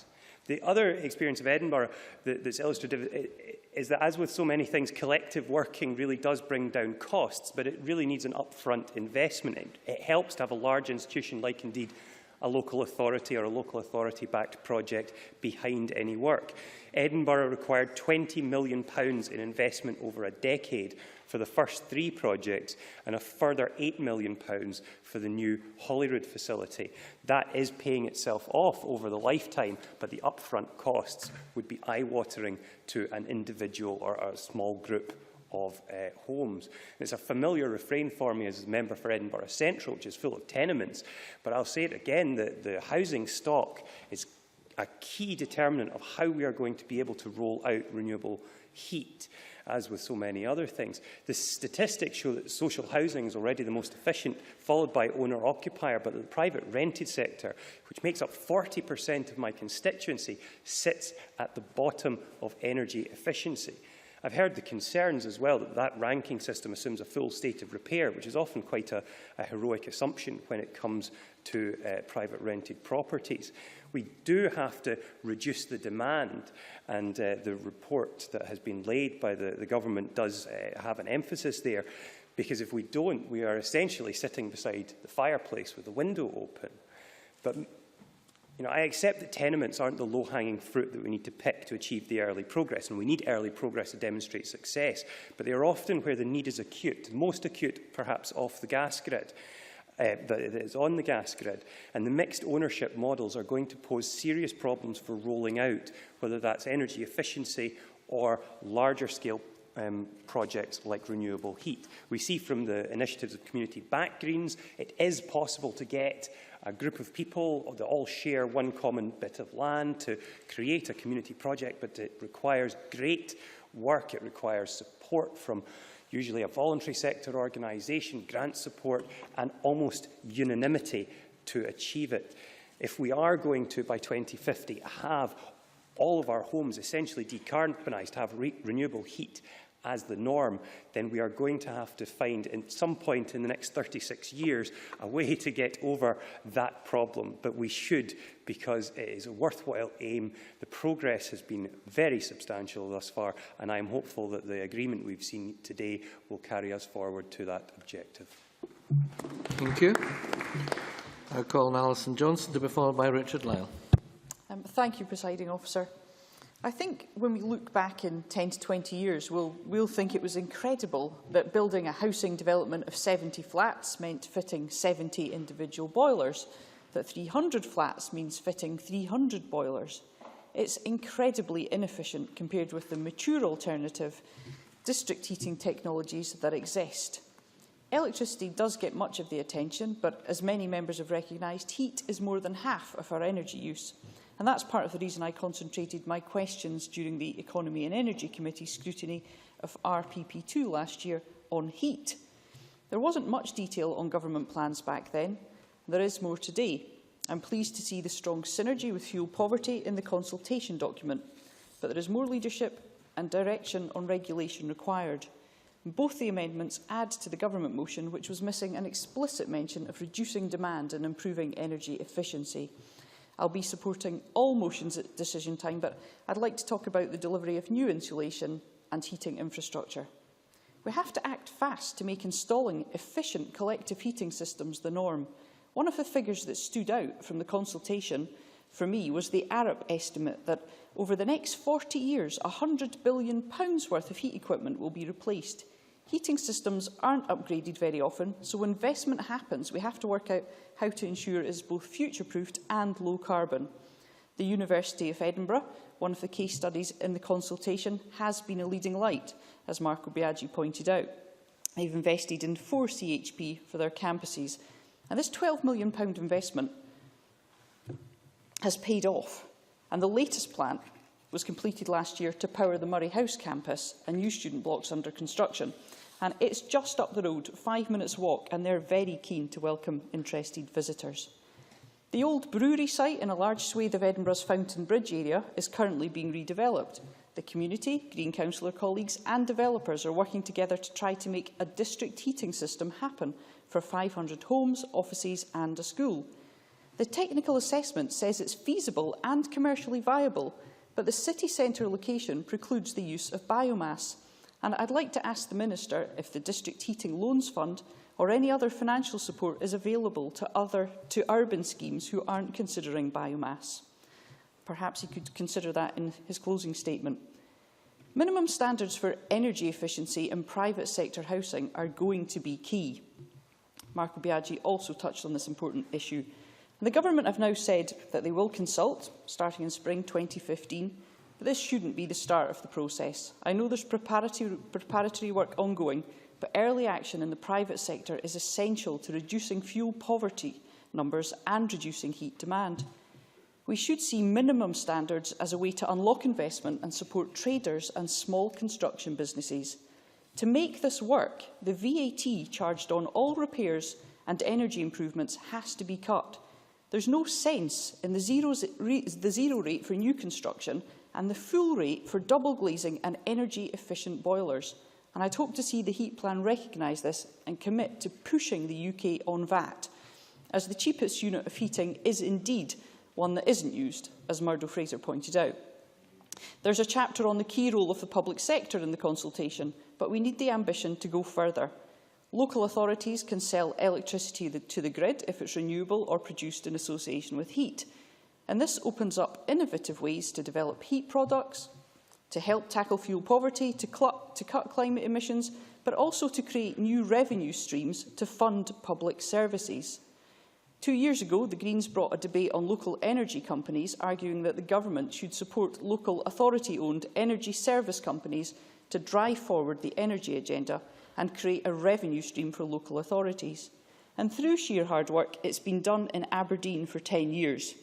The motion and other members have referred to Aberdeen Heat and Power and to the Commonwealth Games Village that will provide hundreds of homes after the Games. And other local authorities are following suit. The pleasingly named Glasgow, the Glasgow Energy Services Company, has potential, and a Green Councillor-prompted report from Edinburgh Council recently recognised that an ESCO could protect future council budgets. It's up to local authorities to bring forward proposals, but the government needs to empower these councils and provide the energy finance expertise to help local energy companies happen. We have a centralised energy market. It's dominated by a few companies, and this has hampered the ability for new companies to deliver the levels of district heating seen in Norway and the Netherlands. Our centralised governance has hampered locally driven developments. And recent conclusions from the Heat and the City initiative at the University of Edinburgh are that progress in Scotland is likely to require a mandate for local authorities to drive the agenda, as well as devolved control over resources and a policy framework which recognises combined public benefits of low-carbon energy, equity and retention of revenues in local economies. I think this heat plan recognises the first two benefits, local carbon energy and equity in the form of fuel poverty.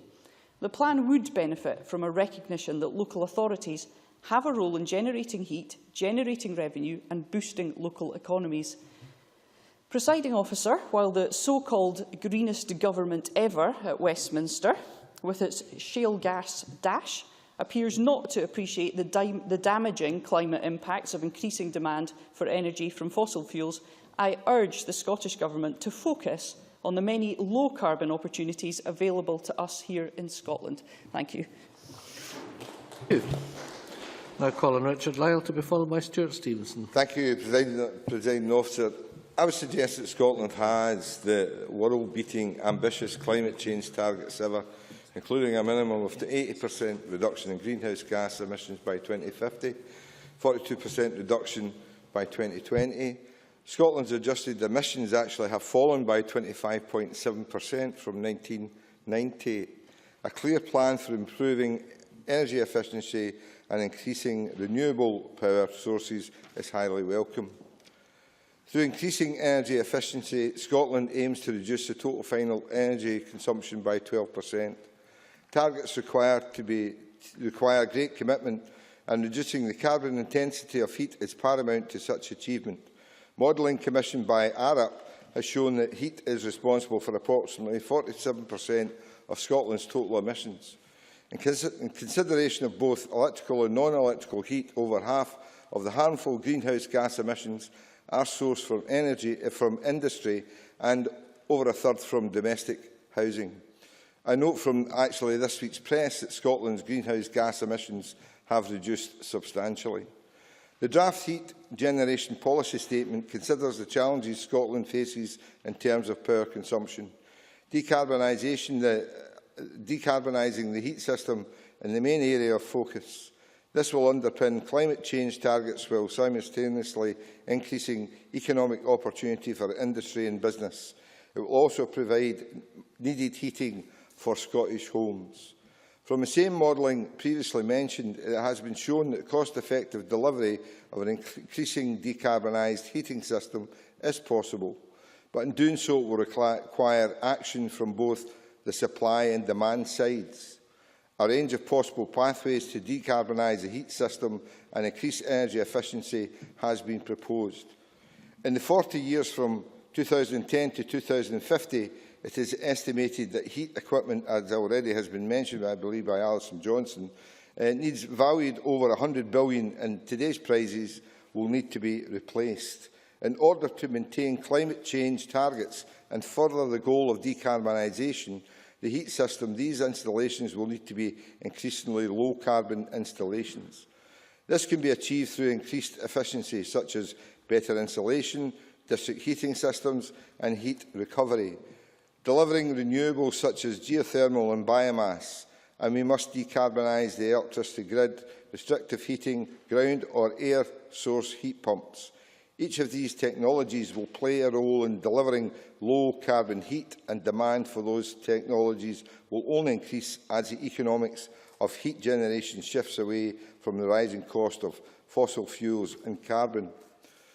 Over the last 2 years, I have been in discussion with a company called Own Energy, who has devised a new system of power generation.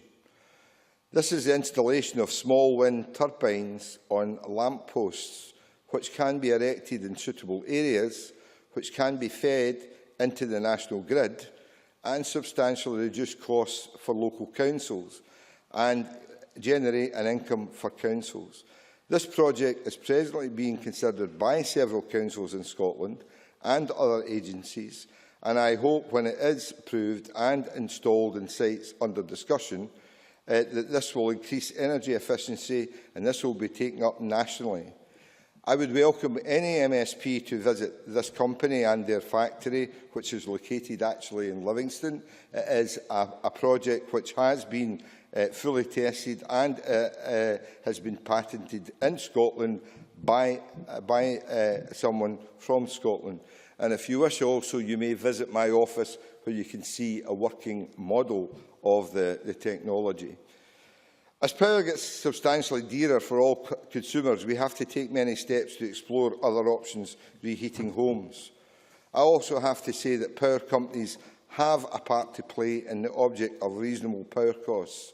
And I again would stress that many companies must do more to help people who are on benefit. They are not supplying the stated cold weather payment rebates early enough. I know of one case where a lady applied for a rebate, but as yet, in the month of March, this rebate has not been given to her, and discounts offered by power companies. Yes, I will. Gray. I share the member's concerns for those living in the circumstances he describes. Would the member not agree that the simplest thing would be to freeze energy prices and that way reduce the cost for those families? That's too simplistic. I actually spoke to Scottish Gas and other people, and they say that basically what they would do under your proposal, they'd hike the price up first and then maybe look at that. But I'm sorry, that's only a political ploy that you put across, which doesn't cut with me, and I know that doesn't cut with many members on this side of the House. As I say, I know of one case where the lady applied for a rebate, but in the month of March she hasn't even received it. These rebates should be put out. Cold weather payments should be paid out as they were in November or December, not in the month of March or even later. And I hope that company gets in contact with me, because I certainly won't miss the wall. There are many lessons to be learned in regards to alternate power sources. These can be learned from other countries where houses are now being built. New developers should be encouraged to explore all avenues to reduce power consumption. This will be done through development of communal heating. Many examples of this throughout this country and many other countries. We should build houses for the 21st century, taking into account the weather factors which prevail. I'll finish. I know other people get 7 minutes. Okay, I'll cut down. This is a consultation draft. It seeks a response from stakeholders. I compliment the Minister on what he has done, and I know the work that he is doing well on behalf of the people of Scotland. I compliment him on it, and I support this motion. Thank you. Many thanks. Now calling Stuart Stevenson to be followed by Sarah Boyd. Presiding officer, I've lived in Scotland all my life, and I suppose today heat is something I take for granted. When I was a youngster, I was brought up in a very large, drafty old Victorian house with no central heating. Woke up in the morning to ice in the inside window and slept under 8 blankets. Not because we couldn't afford heating, it's just the technology wasn't there. So in one sense, we were lucky. But all over Scotland, citizens are struggling with fuel poverty. Indeed, even in an area of relative success and substantial wealth compared to the rest of Scotland, Aberdeen, a survey has suggested that up to 70% of residents may struggle to afford their heat that they need. So if that's the case in Aberdeen, how much worse is it likely to be elsewhere? Now, the cost of heating is substantial. It's been suggested it might be around £2.6 billion a year on heating and cooling in Scotland. So the economics as well as the climate impacts are quite substantial. Now, of course, we exist here at all because of energy.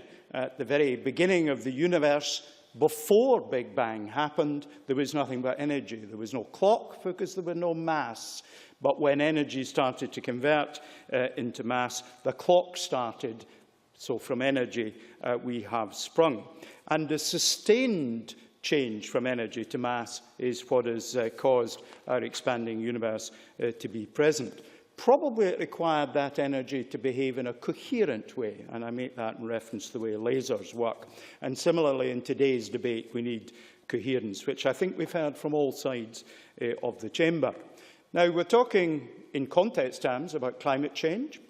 Recent weather events have probably started to persuade even the most reluctant of acceptors of climate change who know little and understand less of scientific method and knowledge that there is actually a problem to be solved. We've seen flooding wrecking people's lives, mostly in England, but in Scotland as well.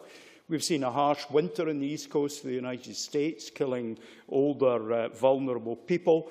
And only this week we've seen reported that a 30,000-year-old virus has been brought back to life as the permafrost in the tundra areas of Siberia has receded to allow it to be rediscovered. There may be a biological time bomb just waiting to wipe us out, perhaps, overnight. Climate change is a very substantial problem at all.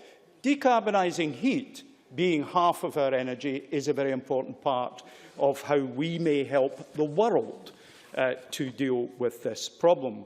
But we've got to up the ante, and the consultation that the Minister has published this week is a very substantial contribution to that. Our power industry has very dramatically reduced its emissions. That, because the industry is part of the European Emissions Trading Scheme, is barely reflected in our actual numbers that we use to count our climate change emissions. No excuse for not doing it. It's a good thing to do. Now, heat. We've heard from a number of people, and it's rather obvious, doesn't travel great distances very effectively. It's a bulky thing to carry. Normally, water is the medium, and a square metre of water weighs a tonne, so you can see why it can be expensive. So we did a whole variety of different ways to deal with heat. Dealing with climate change, I must say, I'm just by way of side reference, is extremely glad that in my constituency at Peterhead we're now seeing the project for carbon capture moving ahead, and that will help. It would be awfully nice if we could find some way of getting the heat out of the power station to heat most of Peterhead as well. So we'll keep an eye on that. Now, there has been some reference by Colin Beattie to what goes on in Iceland. Slightly surprised he didn't develop it a little bit further, because at Havagirdi, which is the main volcanic region, there's one particular thing that has not been touched on in this debate, and that is the use of greenhouses to use the thermal energy that comes out of the ground there to grow crops. And we haven't heard anything in this debate so far about how we might exploit our heat sources to support energy. When I go into a supermarket, when any of us do at this time of year, the strawberries are coming from Morocco, from Mexico, from Egypt. Wouldn't it be awfully nice if they could come from Aberdeenshire, where we've got the thermal energy embedded in the granite? If we could just bring it up, we could grow our own. And it's the high-value elements of food that might be most useful. And, of course, agriculture is the third biggest cause of climate change emissions. So if we're able to use heat to address some of the issues there, that's likely to be a good thing. I may say when I visited Iceland 40 years ago, the road into Reykjavik from Havagerði was a big pipe carrying hot water to Reykjavik, and it kept the ice off the road, heated the whole of Reykjavik, and then the warm water was discharged into the sea at Reykjavik, where people then had year-round swimming in warm water, a truly integrated use to heat. Question 16 in the consultation talks about further evidence and consideration on thermal storage energy, and might be a useful way of going into some of the things. The bottom line is that this is urgent and necessary. The paper is very welcome. I hope that recent events convince the declining number of people who don't see climate change as a priority that it is something with which we must engage. We're engaged in it here. We're basically united. Let's now go forward and do what's necessary. Presiding Officer. Many thanks. Now call on Sarah Boyatt to be followed by Nigel Dawn. Thank you very much, Deputy Presiding Officer. I really want to focus today on what we need to do, what progress we've made so far, and really to focus on how we overcome the obstacles, because I just think back a few years ago, there's a huge project happening up the road, checkered planning history, but part of the project was to be to use heat as part of the process to power that development. And of course, it was one of the first things that dropped off the agenda.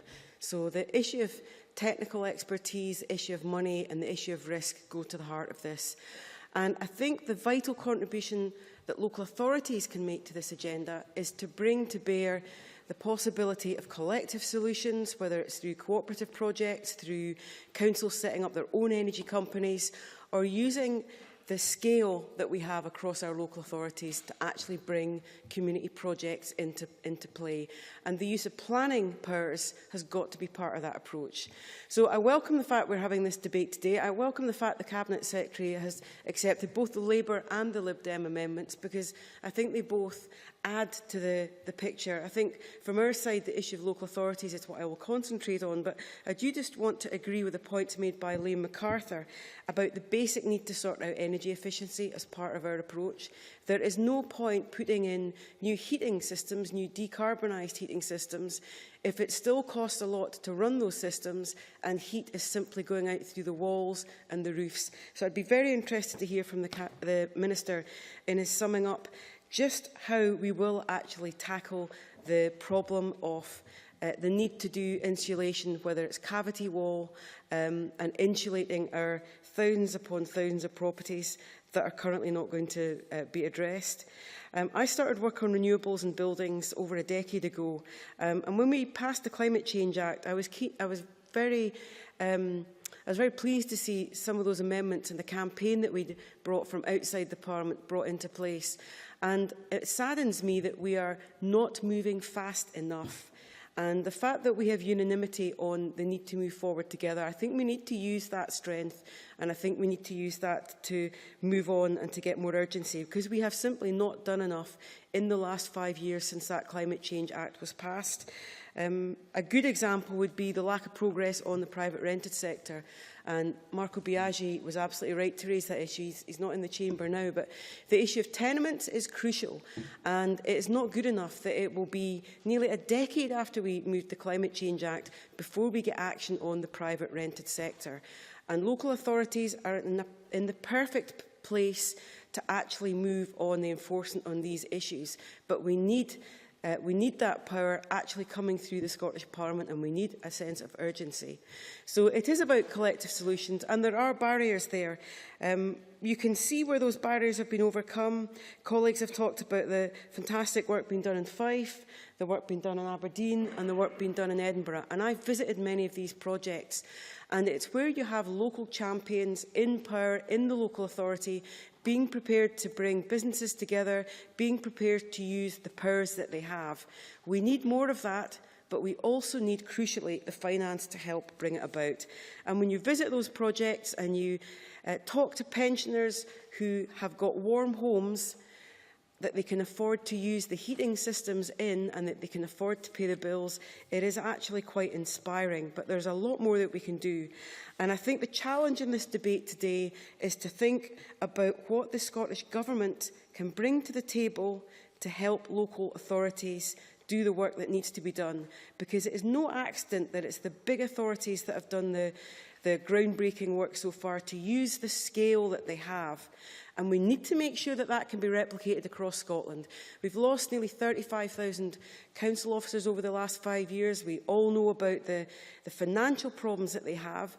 And that brings together a problem because the technology that's been talked about today needs people in councils both to understand the financial mechanisms and opportunities, but to also know what is the right kit to go for.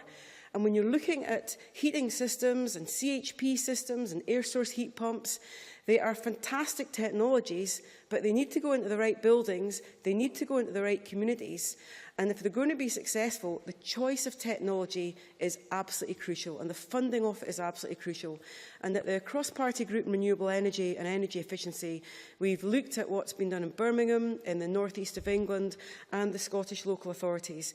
And the combination of the choice of the right technology and the right funding mechanism and the use of co-ops and the use of arm's length energy co-ops companies by councils is the crucial bit. And I think the Scottish Government needs to pull that together. It needs to use the fact that it has access to knowledge, it has access to expertise, and is in a position to bring local authorities together. And I would ask the Cabinet, the Minister, how much he expects the money he's announcing today to actually deliver in terms of homes, whether it's retrofitting or new homes, and how that compares with the opportunity that there is.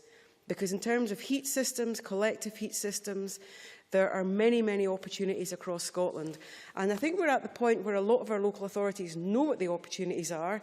The challenge is scoping how you make the most of those opportunities and taking it to the next level, taking it to the point where those opportunities become real schemes, so that the private sector companies promoting planning applications don't tempt the local authorities at the pre-planning stage and say, we could do this fantastic scheme with community energy, but when it comes to the actual planning proposal, that's gone. And we need to make sure that the private sector works with our councils and that the knowledge that is out there is transferred across the country, that the expertise on funding is transferred across the country, and that the money the Scottish Government puts into the pot buys what we need across the country. And I think our challenge is going from one or two schemes, one or two fantastic projects in our universities and our councils to delivery across the council. Because as WWF put it, we need a massive step change. We need a huge transformation across the country. And I welcome the strategy that's been announced this week, but it's late and it really needs to be kicked up a gear if it's going to deliver on the targets we all agree on. Thank you. Thank you. Now call on Nigel Donn, after which we'll move to closing speeches. Well, thank you very much, Presiding Officer. And as usual, when you come into bat last, there's not a great deal left to say, so I shall try and manage something interesting. I'd actually like to start by echoing an awful lot of what Sarah Boyack has actually just said, because I think the energy hierarchy is absolutely crucial in this. There is absolutely no value in trying to have an efficient way of heating a building which is actually damp and drafty. And you really have got to get rid of those issues first.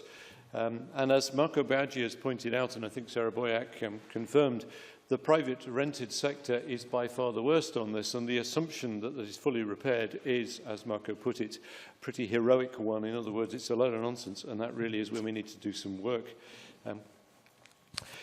I'd also like to reflect, as members have, on what's going on in their own constituencies, because my substantially rural constituency is actually moving towards wood chips as the supply of substantially decarbonised heat in a number of settings. I have a couple of substantial producers of wood chips, Arbuthnot wood pellets up in Kincardineshire and Angus Biofuels down by Forfar, actually in Padanaram, who are suppliers to the Biomass Energy Supply Framework, which I must confess I didn't know existed, but clearly is the government's way of putting together suppliers who can work with the public sector to provide these fuels, and that's very much welcome.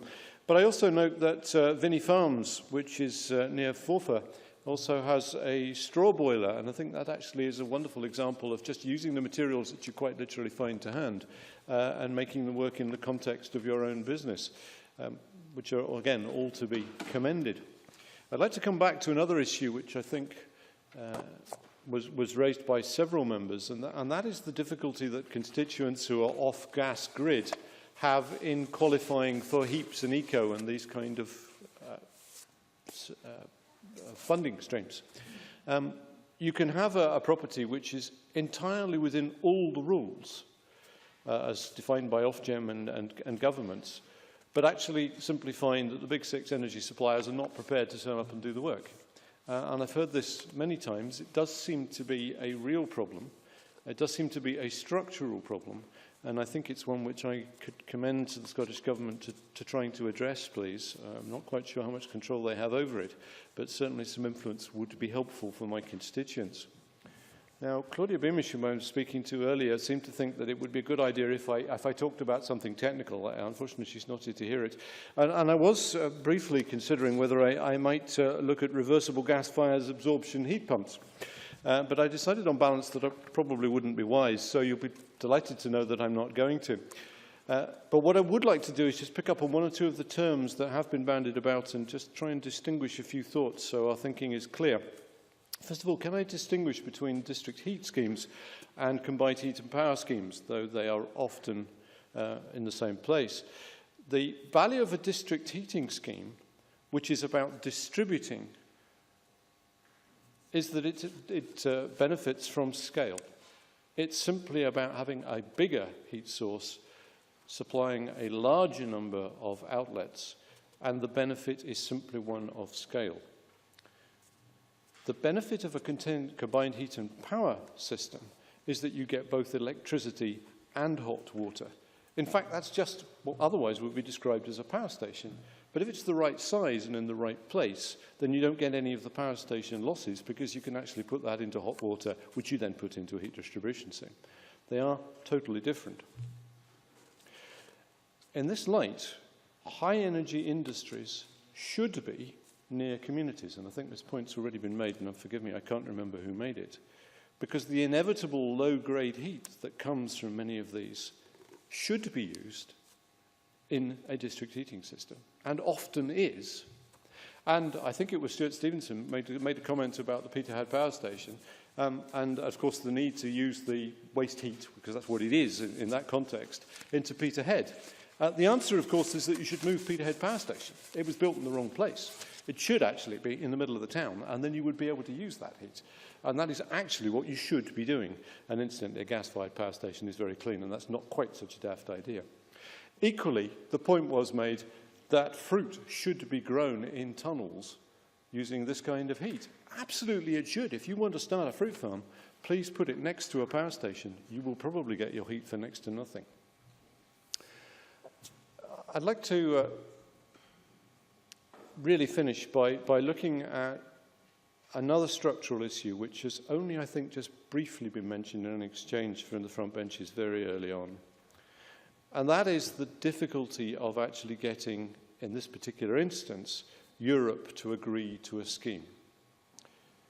And of course, sometimes we will blame the Scottish Government and local authorities will blame us and somebody will blame somebody else. I'm not looking for the right person to blame on any occasion.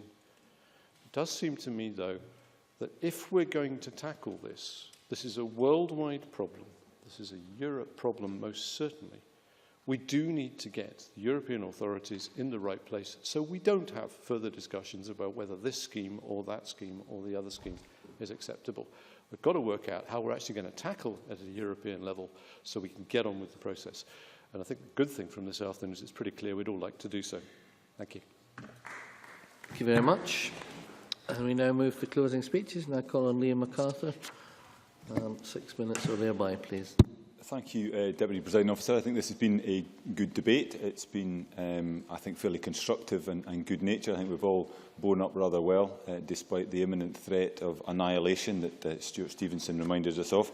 He also reminded us of the fact that we are generally united on this, and I think the consensus that we have is important. As Scottish Renewables and WWF point out in their briefing, the progress we've made in relation to renewable electricity has been achieved through a combination of political leadership, cross-party backing, policy and financial support mechanisms, meaningful targets and a collaborative approach across government, industry and civil society before encouraging us to continue that approach in relation to heat. And I think there's much evidence this afternoon that certainly exists. And the importance of heat to achieving our climate change ambitions, as well as a range of other objectives, has been agreed across the board. I think Ian Gray did well in inspiring the next generation, or low primary school at least, about the importance of heat to this debate. But also, I think, set out the challenge that we face in terms of where we are at the moment of 2.6% of renewable heat against a target of 11% by 2020. Clearly, there is a challenge there. I think the only point at which actually the consensus was at risk of breaking down was over discussions about who was or was not welcome in the city of Aberdeen, or indeed when Murdo Fraser managed to dig out a relatively positive quote from the statement about shale gas, which I noticed that Stuart Stevenson, I think in an attempt to avoid thousands of copies of the statement being pulped 48 hours after its publication, leapt to the Minister's defence. But the other point that I think Murdo Fraser focused on was the problem that we face, particularly in rural areas. It was I think, a subject that the Minister himself spent quite a bit of time focusing his remarks on. And I think CALA, in their briefing, have made clear the challenges that we face in terms of taking forward this strategy. Rob Gibson quoted from their briefing that while the modelling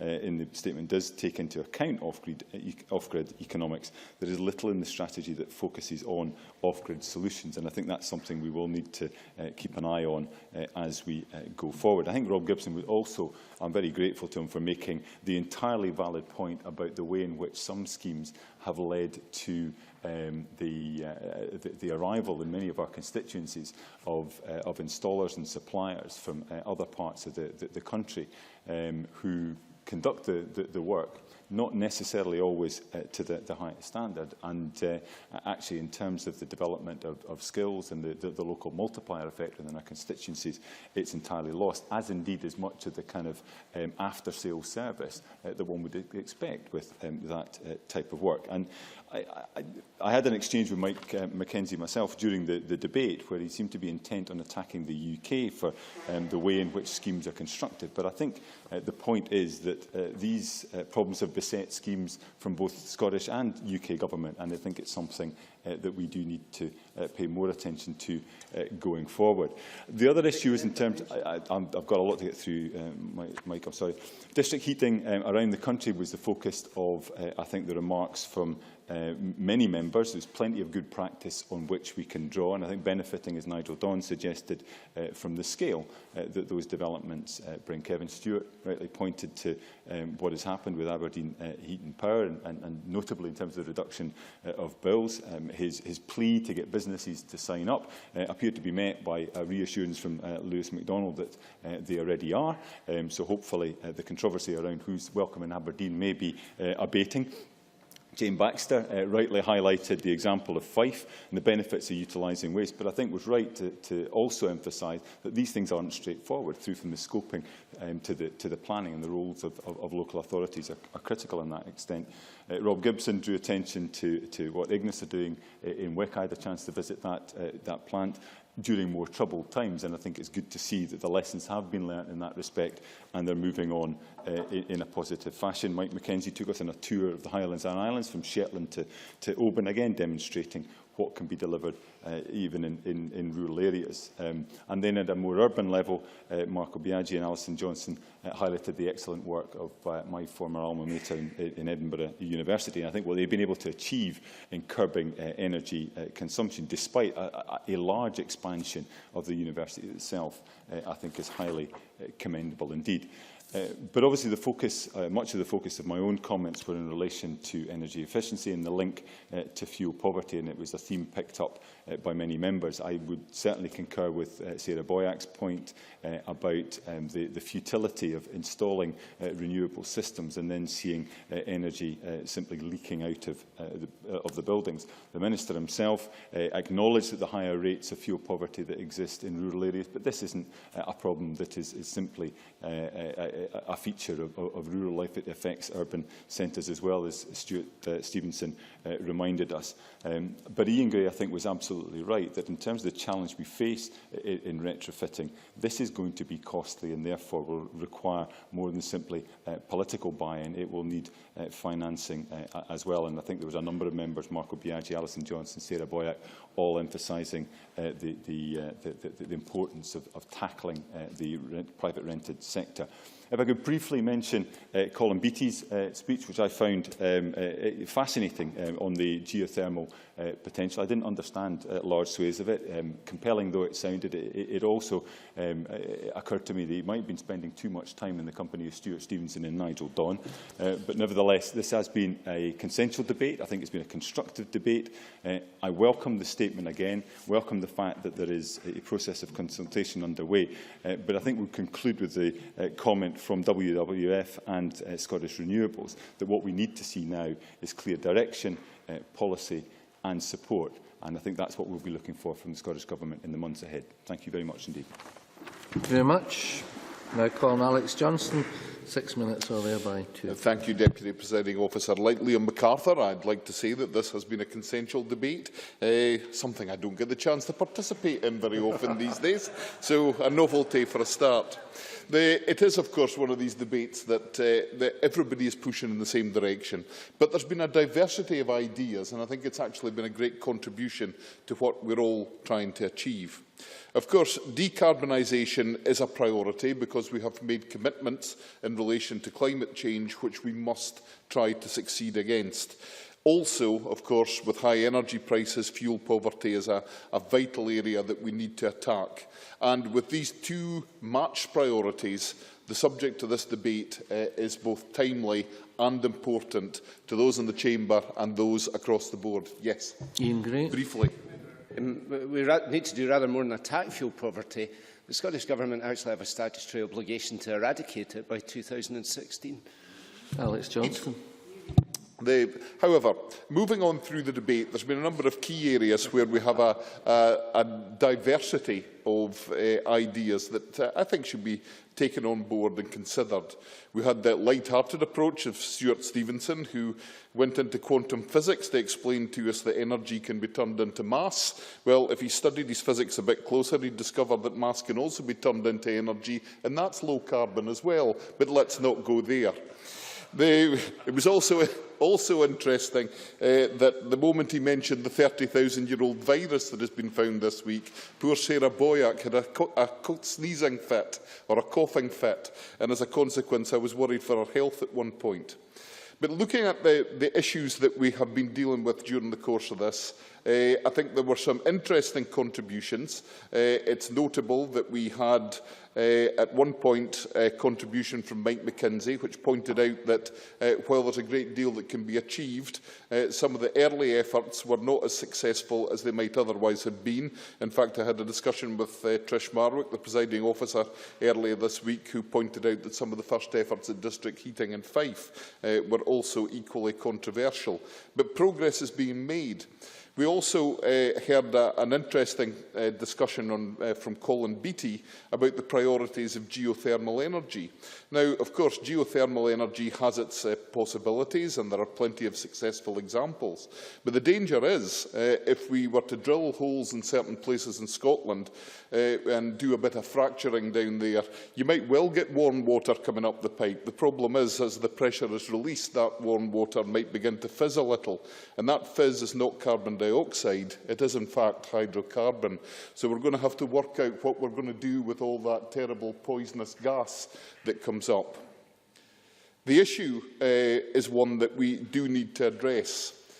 We have to remember that using gas instead of coal, for example, means that we can get our energy with a quarter of the carbon emissions that coal would. By using combined heat and power, the key subject that we've discussed today, you can double that efficiency once again.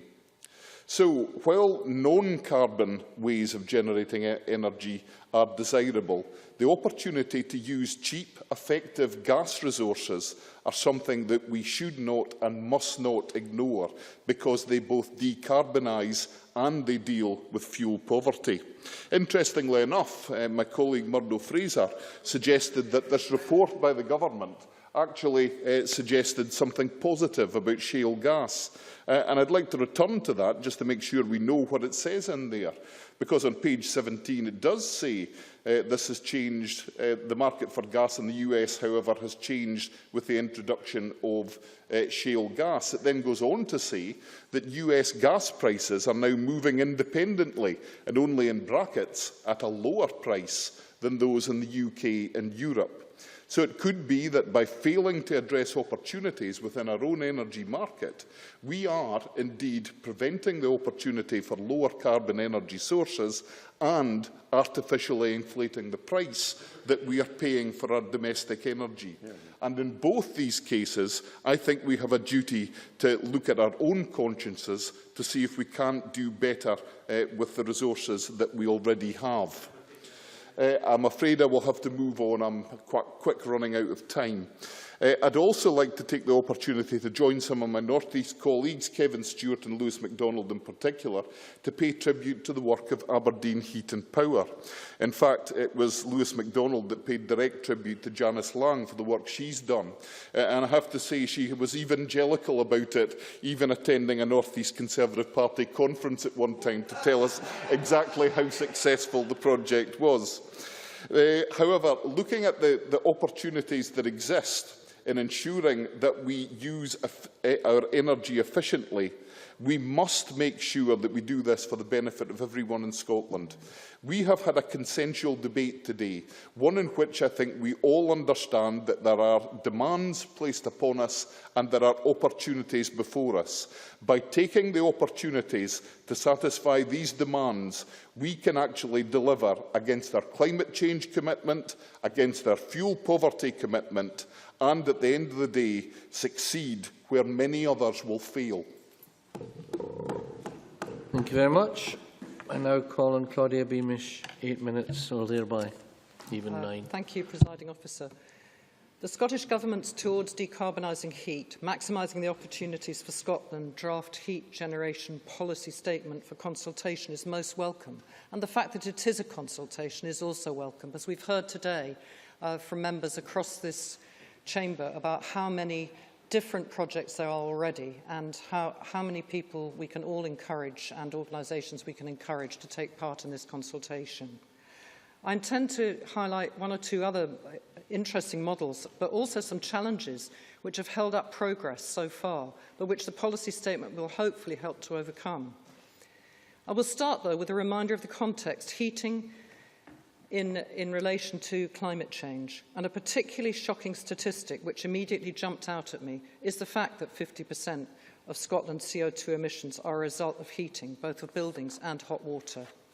WWF, in their report, The Burning Question, What is Scotland's Renewable Heat Future?, has suggested that achieving our climate change emissions targets will be impossible without addressing the issue of heating. As we have heard, according to the RPP2, the aim is to decarbonise the heat sector by 2030, with 11% of heating demand being met by renewables by 2020 as an interim target. If this target is to be achieved, we must drastically rethink the ways in which we produce our heat. And according again to WWF Scotland, current policy commitments are still not adequate to meet these targets without more regulation and more detail. This, of course, will come in part from the consultation. So progress has indeed been slow so far, as some colleagues have said, but I believe that the suggestion by Rob Gibson of a renewable heat indicator in the National Performance Framework in our future review could be valuable. As the Scottish Government highlights, there are a wide range of potential low-carbon solutions. I would suggest this is part of the reason why progress has been slow. What is suitable for what site and with what requirements, as has been stressed by Sarah Boyack. The Economy, Energy and Tourism Committee report in 2012 pointed out, and I quote, "There is no heat network akin to the electricity and gas networks and therefore no straight marketplace for heat." Lewis MacDonald and Kevin Stewart described the excellent Aberdeen Heat and Power, lowering costs and carbon. It is noteworthy that this expanding scheme does use gas, which is perhaps in part the reason for its more easy expansion, as it fits with the centralisation model. But we must move towards more local district models, as Alison Johnson and others have highlighted in this debate. And Jane Baxter highlighted the Dunfermline Community District model and the mix with anaerobic digestion, and often a mix of these different technologies is useful. Another solution could be to promote cooperative district heating schemes, similar to that used in West Whitlaw Burn, which has been partly funded by the Scottish Government. And this co-op built a biomass district heating scheme which serves 543 homes. And could the Minister tell us whether there are plans to support other projects? I do welcome the Minister's announcement today about the targets for district heating and also for the loan fund. And as Alison Johnson said, 70 flats shouldn't equal 70 boilers. The question of home heating becomes more complex when it comes to rural off-grid homes, but this is an opportunity for low-carbon heating. Rural fuel poverty is indeed stark, as stressed by Jane Baxter, Rob Gibson and others. Small-scale biomass could prove a crucial component in the heating mix. In RPP2, the Scottish Government stated its support for promoting the use of biomass to optimise local supply and serve localised heating markets. And the Scottish Government is right to stress in this consultation the need for further targeted use of biomass, especially for off-grid homes. I hope the Scottish Government will be able to carry out meaningful and focused research to identify the most suitable sites. There are good examples of this working well, such as Dumfries House in Ayrshire and Douglas and Angus Estates near where I live, where there is a wood chip boiler for 11 tenants and the estate office and workshop. But the difficulty for the expense for individual householders changing their boilers is still prohibitive and beyond the means of many households. Can the Minister clarify if the Scottish Government loans will support a change in this way? And if small-scale biomass is to be successful and the support of off-grid individual households, the supply chain issues for wood pellets also needs to be addressed to enable there to be confidence in the market. When I visited the Dormont estate near Lockerbie, I was very interested to see the benefits of passive housing. These houses, built to the pioneering passive house standards, which originated in Germany, have very high levels of insulation, triple glazed windows and a south facing to ensure the solar gain from their panels. They also have wood-burning stoves as a backup to the solar panels. I hope the success of these houses will prove the worth of the model and be replicated in other areas. And of course, wood supplies are now becoming more costly for rural dwellers, but nothing compared to oil alternatives. And of course, wood is renewable. While we agree with Murdo Fraser that rural house building should not be hampered, we do not see a way forward, as he does, that the building regs should be slackened for rural house building, because surely the important thing in rural as well as urban Scotland is to provide warm, affordable homes, and it's no point building to lower standards. Ground source and air source heating will also be an ideal solution for many of those who live off-grid. In Carlops, in my own region, a number of households have gone for air source heat pumps. This is already widely used in Scandinavia, and I'm pleased that these technologies are focused on, and this will give a signal to companies based in Scotland to move into this area. However, as our amendment states, challenged households and communities must be supported and not left in fuel poverty as heat is decarbonised. And others have mentioned the issues around fuel poverty, both urban and rural. Of course, we have all focused on the central issue of energy efficiency and insulation in this debate, as described in our amendment and the Liberal Democrat one. It's no use expending energy to keep us warm if it's going to go out the window. RPP2 states that the home energy efficiency programmes will be expanded to cover the whole of Scotland, so I hope the Minister will address this in his closing remarks in view of the target for 2016. All new technologies and, of course, insulation measures bring employment possibilities, and this is something that is very important, which I hope the Minister will also address in his closing remarks. In relation to geothermal and other new technologies, as Colin Beattie described and Murdo Fraser touched on, these systems have been in use elsewhere, but it is a concern that the research issues need to be addressed in terms of the funding that will go into new technologies, and I had similar concerns in the RPP too. Can the Minister clarify also the support for energy storage in his closing remarks? In their consultation, the Scottish Government rightly placed importance on behaviour change and the need to reduce demand. Behaviour change is a crucial piece of the puzzle, and I was pleased to see that this issue is addressed in the consultation. There are a lot of variables at stake in predicting a reduction in demand, so I do agree with the statement in the consultation that further modelling is required. Sarah Boyack emphasised how essential the commitment of local authorities and public bodies is and the scale that is needed if this whole venture is to go forward in Scotland. And I welcome the announcement of the 60 million from the Minister today. Can the Minister also explain how the Scottish Government plans for decarbonisation will fit with the National Planning Framework 3 in view of the remarks about local authorities? A collective response is indeed needed across Scotland, and leadership is also vital. And if we are to have a warm, affordable, decarbonised heat future in Scotland, we must all work together for this end, and I encourage everyone across Scotland to take part in the consultation. Thank you. Thank you very much. I now call on Fergus Ewing to wind up the debate. On behalf of the Government, Minister, you have until 5 o'clock. Thank you very much, Presiding Officer. Could I start by thanking all members who have taken part in what I think has been an extremely constructive debate this afternoon, with a very wide range of useful contributions from all the parties in the Chamber, and for that I am grateful. I'd like to begin by stressing that we have the debate on the terms of the draft heat generation policy statement, and it is a draft. It is a draft. It is a consultation. It is a process. I think we are quite good at having this type of debate.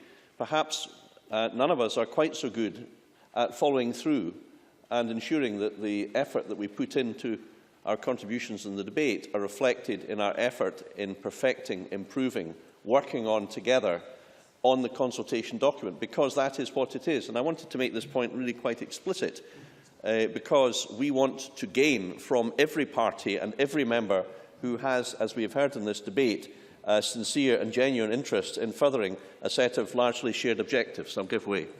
Ian Gray. The Minister makes a very fair point, and a number of speakers have said they welcome the consultative nature of the document. The consultation closes in June.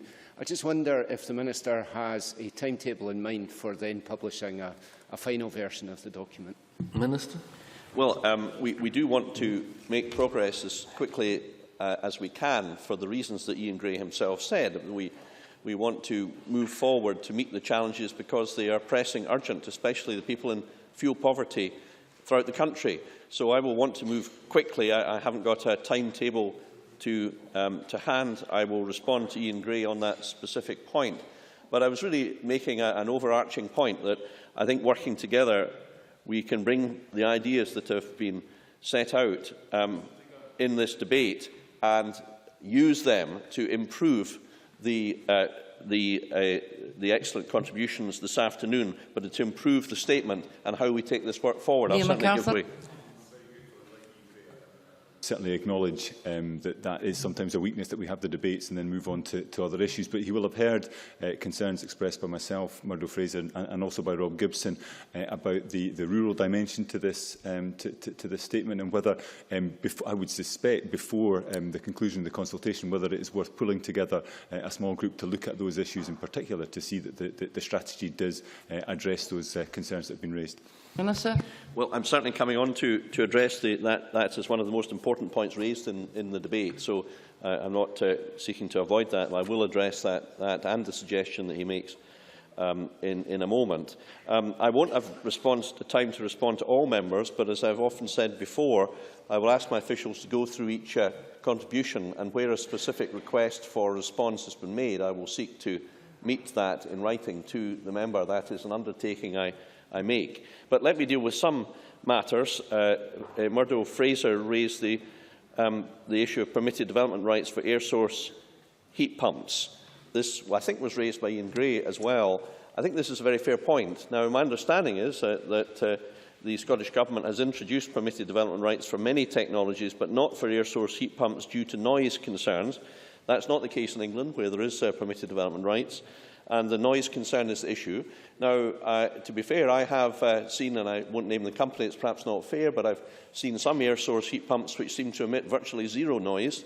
So, whilst not an expert in this, I was somewhat surprised that this was the issue why permitted development right status was not enjoyed by this particular type of providing heat.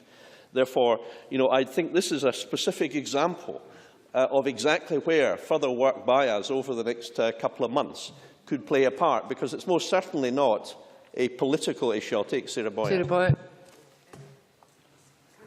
Can I welcome the Minister's comment there? I visited the factory that Mitsubishi have in Livingston just last month, and I found it very interesting to actually be up close to that kind of technology and just see how quiet it actually was. And I think the Minister's comments are absolutely spot on. The challenge is about getting a regulatory system that actually is proportionate, and there's a danger that we've fallen behind here with a technology that could be fantastic for Scotland. Minister. Well, I am familiar with the Mitsubishi product. What I would say is that I know Derek Mackay, whose responsibility for these things, keeps these matters constantly under review, and I think he and I would very much welcome a further dialogue and debate on this and other specific matters like this, because success will come down to making progress on a very large number of specific issues here. In response to Alison Johnson about the question she raised about Fountain Bridge, the District Heating Loan Fund does support non-renewable opportunities, and the Energy Savings Trust have already passed contact details to the Fountain Bridge initiative in order that they can apply for a loan. Now, the off-grid issue was raised by a great many members across the Chamber, and this, I think, is one of the most important issues of all. First of all, could I just state as a matter of fact that a substantial amount of resources effort is directed towards helping tackle fuel poverty in rural Scotland, especially off-gas grid properties. And there are a number of particular factual issues which Mike Mackenzie touched upon, which make it more difficult to tackle these problems. Often the walls, there's no cavities in which to put insulation. Liam MacArthur pointed out the higher costs of building and of building costs on islands and elsewhere. These are all points that are well made. In addition, it's often extremely difficult to procure somebody who is accredited in a particular scheme to carry out work, especially in islands and even in Inverness. I've come across this as a practical problem. Now, these are all practical problems that require practical solutions, and we have been carrying out a huge amount of work, if you like, under the radar to do precisely that. But that doesn't mean that there are not still challenges, but there are. In 13-14, the Government invested nearly £4.5 million in our interest-free home renewables loan scheme. We expect 500 loans to be made this year, totalling £4.1 million. And through the uptake of the non-domestic RHI, which I think will not be interest-free, but through the uptake of non-domestic RHI and our district heating loan fund, we have seen a number of rural off-grid district heating schemes in Scotland. So there's a lot of good things going on, but the challenges still remain, and they are very substantial. More needs to be done to highlight the opportunity and to make people aware of what those opportunities are that was another point made by many speakers, that we need to preach the message, get the message out about what the opportunities are in rural Scotland. That's not an easy thing to do, but all of us can play a part. And fuel poverty is most prevalent amongst consumers in off-gas grid rural areas. And I was recently in Stornoway, and a point that hasn't been made in the debate is this, that there is another way to help to attack whole fuel poverty, although it's perhaps up to communities and not central government to dictate that this solution may work. But, for example, in the Western Isles, there is an enormous opportunity to develop their onshore wind energy. If they do so, and the same applies incidentally in Shetland for a particular development there, which I should not mention because it is sub judice, but enormous onshore wind developments allow the prospect of equally enormous community benefit payments, or indeed community ownership options for communities. Now, is it not a matter of justice, Presiding Officer, that if we do have such schemes empowered through connections to our islands, as we all wish to see, then the money that comes from renewable energy generated by the wind should be used to meet the fuel poverty that is created by the fierce cold generated by the wind. And that benefit is on an enormous scale. It's up to the communities themselves, but that's a factor that has perhaps not been mentioned in this debate. There was a number of really very interesting contributions, and I think Colin Beattie's contribution on geothermal energy was extremely considered and very thoughtful, and I think we should all reflect on how we can take advantage of the geothermal opportunities of Scotland. Working with Mr Beattie and others, I will be addressing that particular problem over the short term. I think we also heard from a number of MSPs, from Lewis MacDonald, from Kevin Stewart, from Jane Baxter, from others, about district heating schemes that have operated throughout the country. I visited the one in Aberdeen. I met several times Janice Lyons, and she's helped us enormously in the District Heating Commission that I've co-chaired with Mike Thornton, and she is really a dynamo for promotion of district heating, perhaps more than anyone else in Scotland, and I pay tribute to all of her marvellous work over the years in really keeping us at it, as politicians at it. We need people like Janice in Scotland, and there's a great number of them out there that keep us at a task, and what a terrific achievement she has done, and particularly the next phase of the extension, as we've heard from Kevin Stewart and Lewis MacDonald in Aberdeen. Now, the difficulties, though, as Murdo Fraser identified, are very substantial. There are practical difficulties in retrofitting district heating schemes to tenements. Those difficulties have been overcome, but we need to make haste slowly to sort out these problems. Rob Gibson also highlighted the issues in Wick, Presiding Officer. And in Wick, of course, the main reason why there is a district heating scheme is because the biomass-fuelled steam boiler fires the needs of Old Pulteney Distillery, where I recently visited and was happy to receive a gift of their world-beating, award-winning 21-year-old malt. So not only freedom and whisky gang together, but heating and whisky gang together as well. And in conclusion, Presiding Officer, we debate electricity quite a lot. We have hotly contested, politicised debates. This afternoon we've debated heat instead of light. And this afternoon we have, instead of more heat when we debate light, we've had more light when we've debated heat.